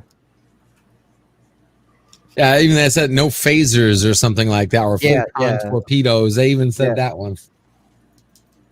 Yeah, there's quite a few references to Star Trek throughout all of Stargate. But they're funny and they're appropriate. Yep. Exactly. They're not overdone. They're not stressed to the point of stupidity. They're not repeating constantly until they become funny. You know, because I was thinking, you know, after the movie came out, you know, I thoroughly enjoyed it. You know, I didn't think I was ever going to see anything like that ever again. And I'm like, man, I wonder if they're going to make a sequel to this. You know, I wonder what they could do with it. But then the TV show started, and I immediately fell in love with it. You know, we all have episodes that we didn't care for. We all have characters that we don't particularly care for. But in its entirety, all 17 seasons, like or hate SGU, it was great television watching. You know, and it's something that even now, I believe all 6 of us can go back and watch it over again from beginning to end. It's I think it would be the 6th time for me if I went and rewatched. Even the ones that hate Universe can still pick out certain parts of it they liked. There are certain parts of Universe that I do actually like. Yeah, they had some really good episodes. Unfortunately, there were so few and far between that I just. The only problem I had with Universe was Eli never lost weight, no matter how. I know. I wrote that down as a note. He was still fat after 2 years. They were on short rations for 2 years, and he was still a great big fat guy. But if you look at him now, a picture now of him, he's skinny as hell. He's skinny as hell now. So yeah, it would be the perfect time to try to bring the show back with him. He's a skinny older man. Well, I mean, he's on Twitter. He talks about it all the time. You know, I'm thin now. My time on the ship has probably reflected that. Let's do this again. You know, that would Well, be you guys got to something. remember, he wasn't supposed to live the 3 years. He was going to fix. He had like what days to fix his capsule and get his ass in the capsule. It's not like he was going to be there for up while everybody's sleeping for years. No, There was no, only but he one was capsule that was broken.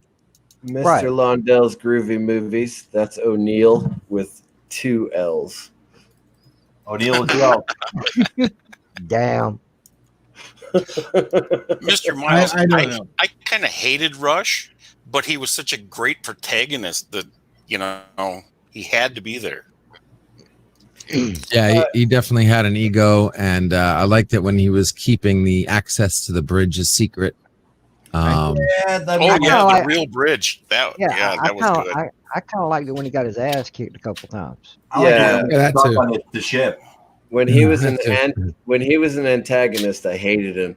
When he became a protagonist and was still keeping secrets, I hated him. So he played the part perfectly. I think my favorite episode out of all of them, though, had to be the Groundhog Day thing where It's a window of opportunity. when O'Neill could do anything he wanted to. He's freaking playing golf through the Stargate and going over and kissing kisses Carter. Mm-hmm. Yeah, but you gotta wake up. You gotta wake up every morning eating gray oatmeal. Yeah. I'll give you my favorite episode, The Knox. That is my favorite episode. It was a good episode.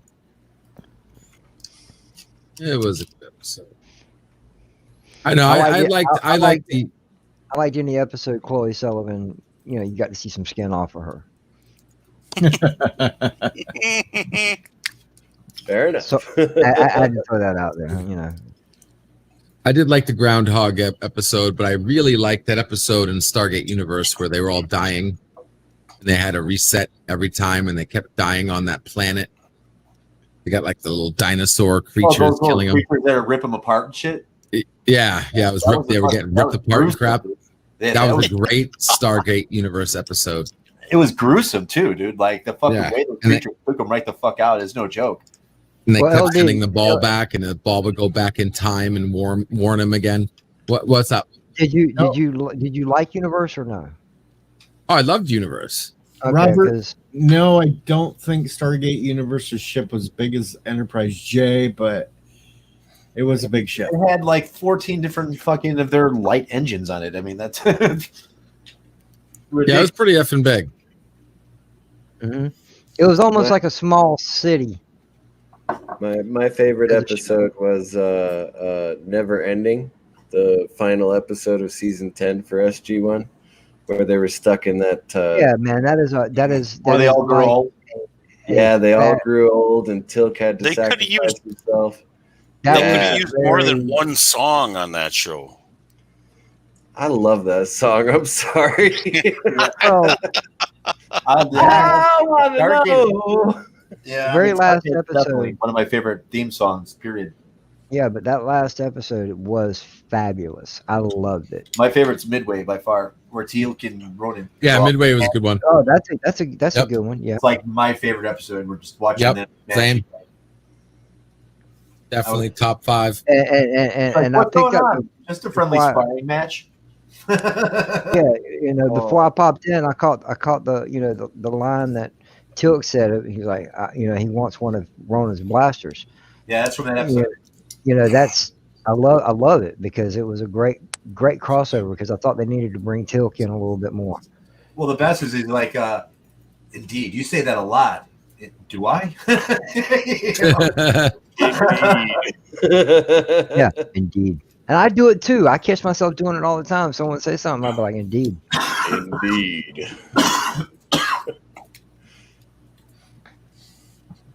Parrot had to send me the picture. She is a gorgeous woman, is she not? Absolutely. Absolutely. Mr. Miles says it's hard for him to choose one favorite, but a top 10, he would definitely put Heroes on the list, and Yeah, so would I. Heroes is episodes period too. Heroes is one of the best episodes ever made. Mm-hmm. It's That is pretty much the inner light of Stargate. I had to watch that episode quite. Well, a there's few two times. episodes. Heroes is a two-parter. Yeah. So, but it is literally the inner light of Stargate. Right. I had to watch the whole storyline about Dr. Frazier quite a few times before it grew on me. And now, as Mr. Miles points out, as a top 10, I'd have to put those two episodes 1 and 2. Yeah, I mean, they're fucking up there. Yeah, I mean, man. Fifth Race is another good episode. The episode where they first meet Thor. Yeah. Yep. I would about go with the last episode, and then Heroes, and then 200 would be my third choice. Well, I mean, that's just a fuck off episode, though. I know. You guys are forgetting. You guys are forgetting the classic, the Crystal Skull episode. Oh yeah. Oh shit! Bird's favorite episode. Damn it! Son of a bitch! We forgot the. How about the game? I was thinking about that one earlier. How about the game? The master with Crystal white Skull collar? episode. That's Well, crazy. If That Bird's one still awake sucked. listening, we'll get a son of a bitch at some point. How about the Well- fucking the Game Master episode with Dwight Schultz? Thank you. Yes. The guy from Voyager. Yeah. Well, he's Oh, from All. He's been in All. He's started on TNG. Yeah. Murdoch. Mr. Miles loves Fifth Race. Oh, that's a good one. Yeah, the Fifth Tortures Race is of- probably one of their best episodes. Period. The Tortures of Tantalus would definitely be on my top 10. But as far as writing, I mean, it's hard to top Heroes because I mean that episode was well crafted from the very beginning, where you don't know who died, but you know someone died. You know what I'm saying? And they lead you through the whole fucking thing, and you still don't have a clue. And then you find out it's Janet, and then you're just completely heartbroken. I And mean, not it's to mention, we had the guy from Warehouse in it. Yeah. Yeah. Warehouse 13. Warehouse Love 13. Yeah. I was so mad. completely brutal. You're Cured talking her. Saul. Saul Rubinek. Rubinek. Saul Yeah. Rubinek. Yes. Yeah. Yeah. I was so mad when they killed Janet off, though. I was pissed. Oh, absolutely. I was mad when they killed Beckett off, but Beckett came back. You know what I'm saying? So I mean, Well, yeah, so did Dr. Weir. That drives me crazy. and then we got Android Weir, the different person. You know, I don't think I would have minded Weir too much. I don't know about what you guys think, but I wouldn't have minded Weir if they'd have kept the blonde. DJ agrees with you. I would just say fucking put Shepard. Shepard was my fucking favorite commander. Period. I love Wait a Shepard. minute. Just think about it. That's where they ripped off for Picard. Weir became an android. Picard became an android. Well, Replicator Weir.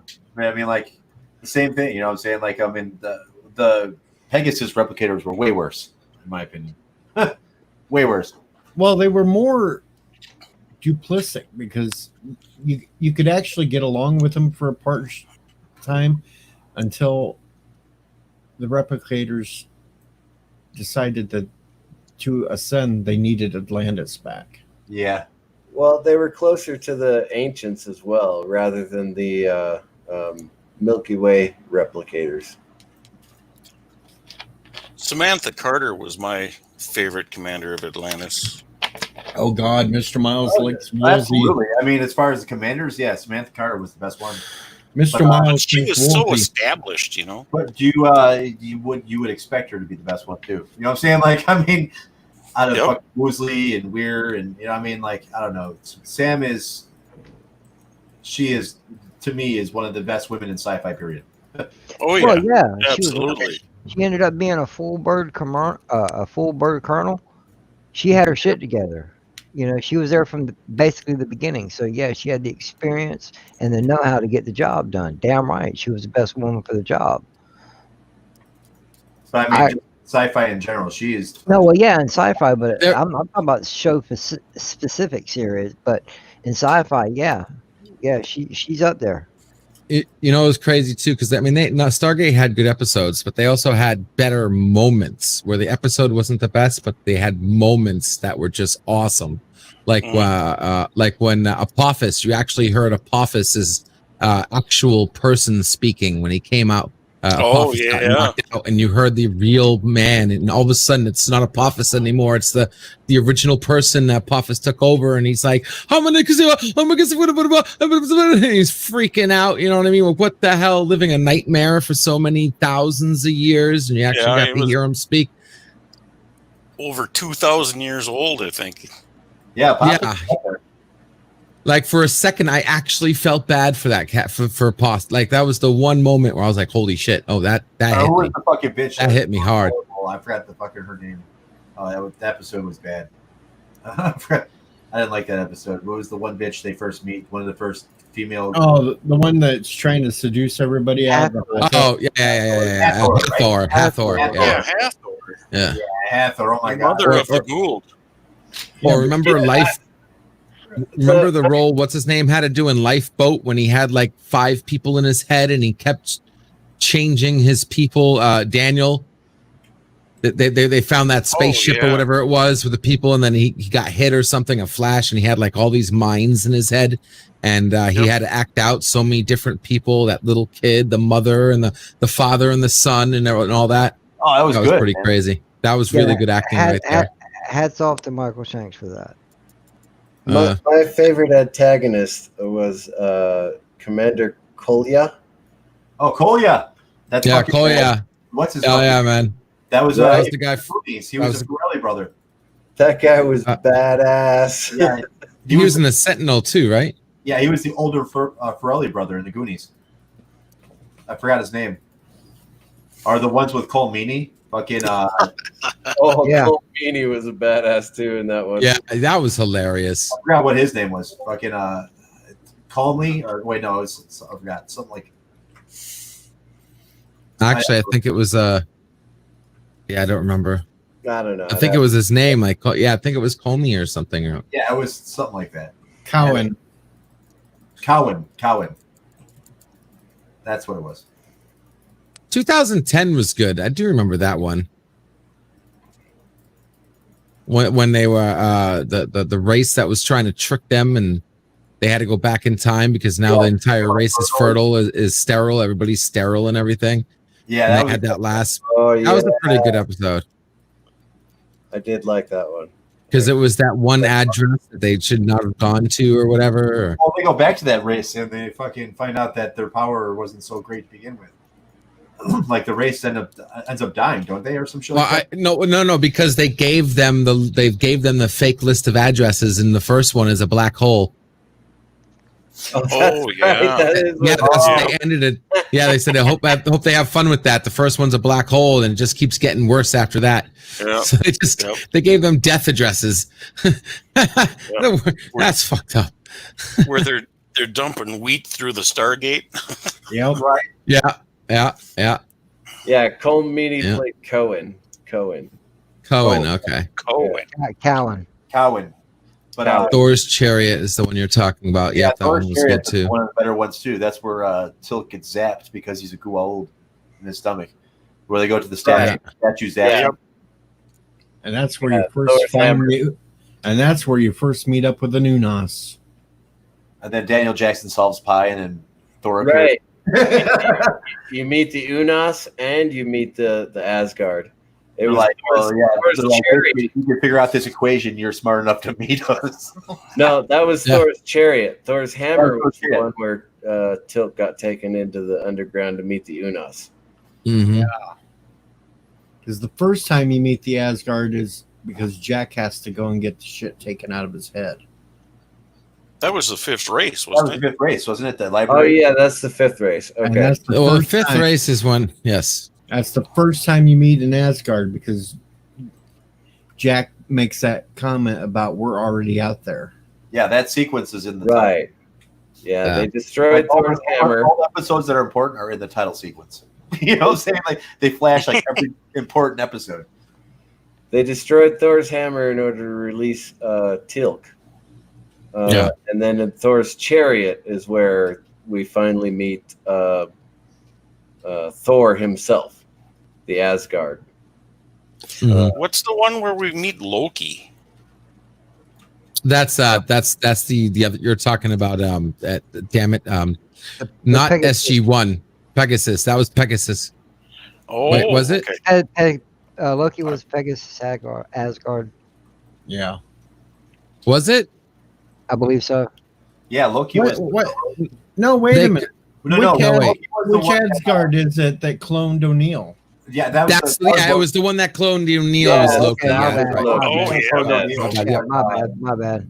They came up with the idea That was SG. My bad. the most perfect dude or something, you know.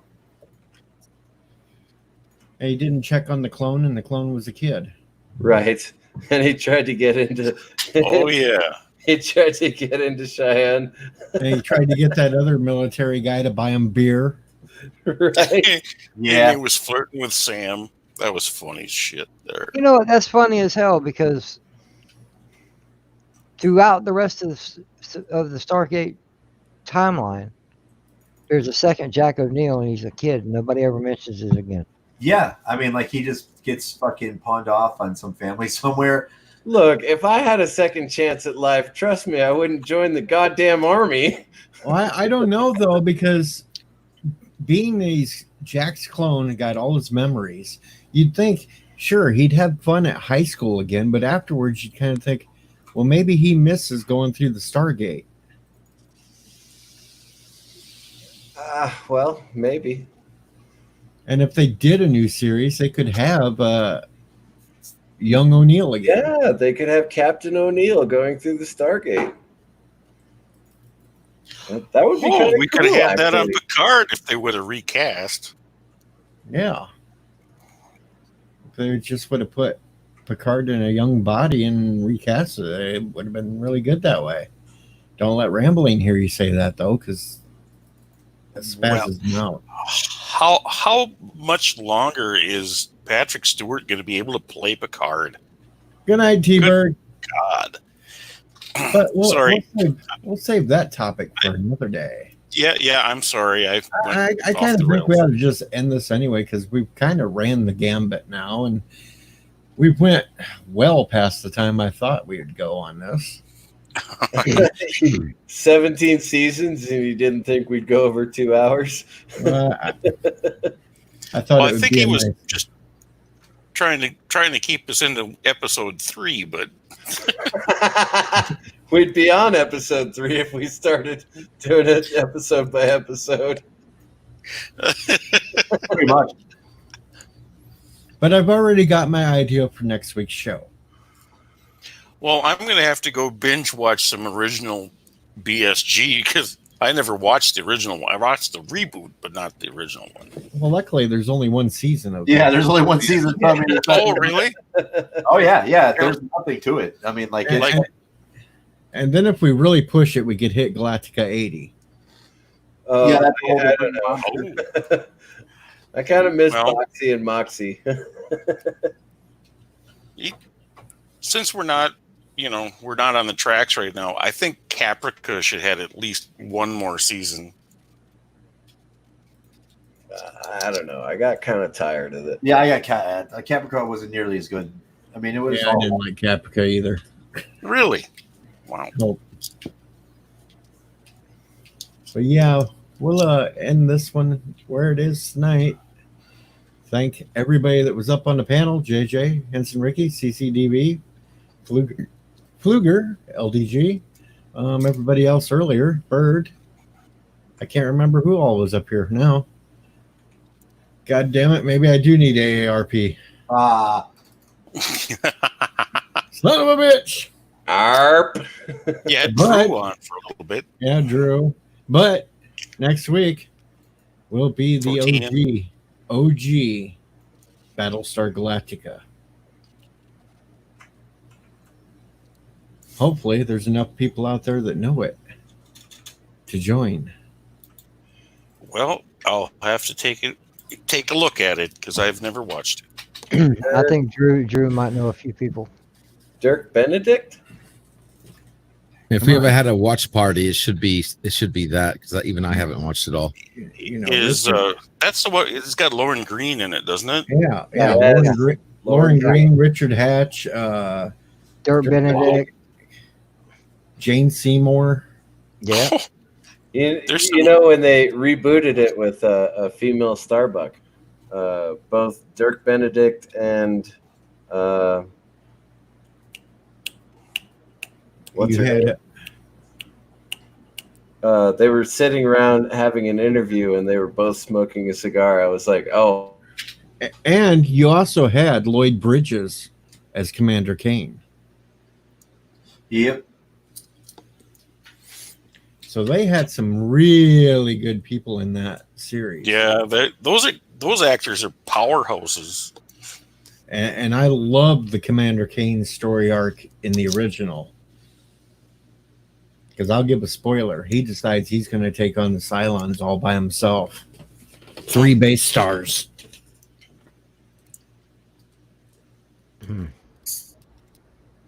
But yeah, if anybody's got something to plug while they're up here, go ahead and plug it. I got no You plugs. You guys know me, guys. I'll be streaming tomorrow. LDG Pixels. Any computer issues or tech questions or tech topics you guys want to talk about? You know where to find me. What's up? Number 152 is available. I swear I'm going to hardwire this computer. Well, that's the best thing to do when you're streaming anyways, have it hardwired. Yeah, I just anything. Hardware is always 100% better. I just haven't gotten around to it yet. Yeah, Ricky's house is covered with carpet because all the wires are underneath. Right, pretty much. He's got flat Cat 5. It's running everywhere. I got braided Cat 7 running all over the house. I can't blame you there. Wired is way better. See, look at that. I just threw everything up over the... I forgot I put that up there for the damn thing, and there it is. You can, get rid of the right-hand side of that picture. General Hammond. Hey. Be nice. General Hammond was awesome. I know it. All right. Good night, everyone. Good night, everybody. Thanks for coming, and I hope you... Good night, world. Piano Dean comes in right at the end. Good night, Piano. Good night, y'all. Take care, everybody. Thank you, Dean.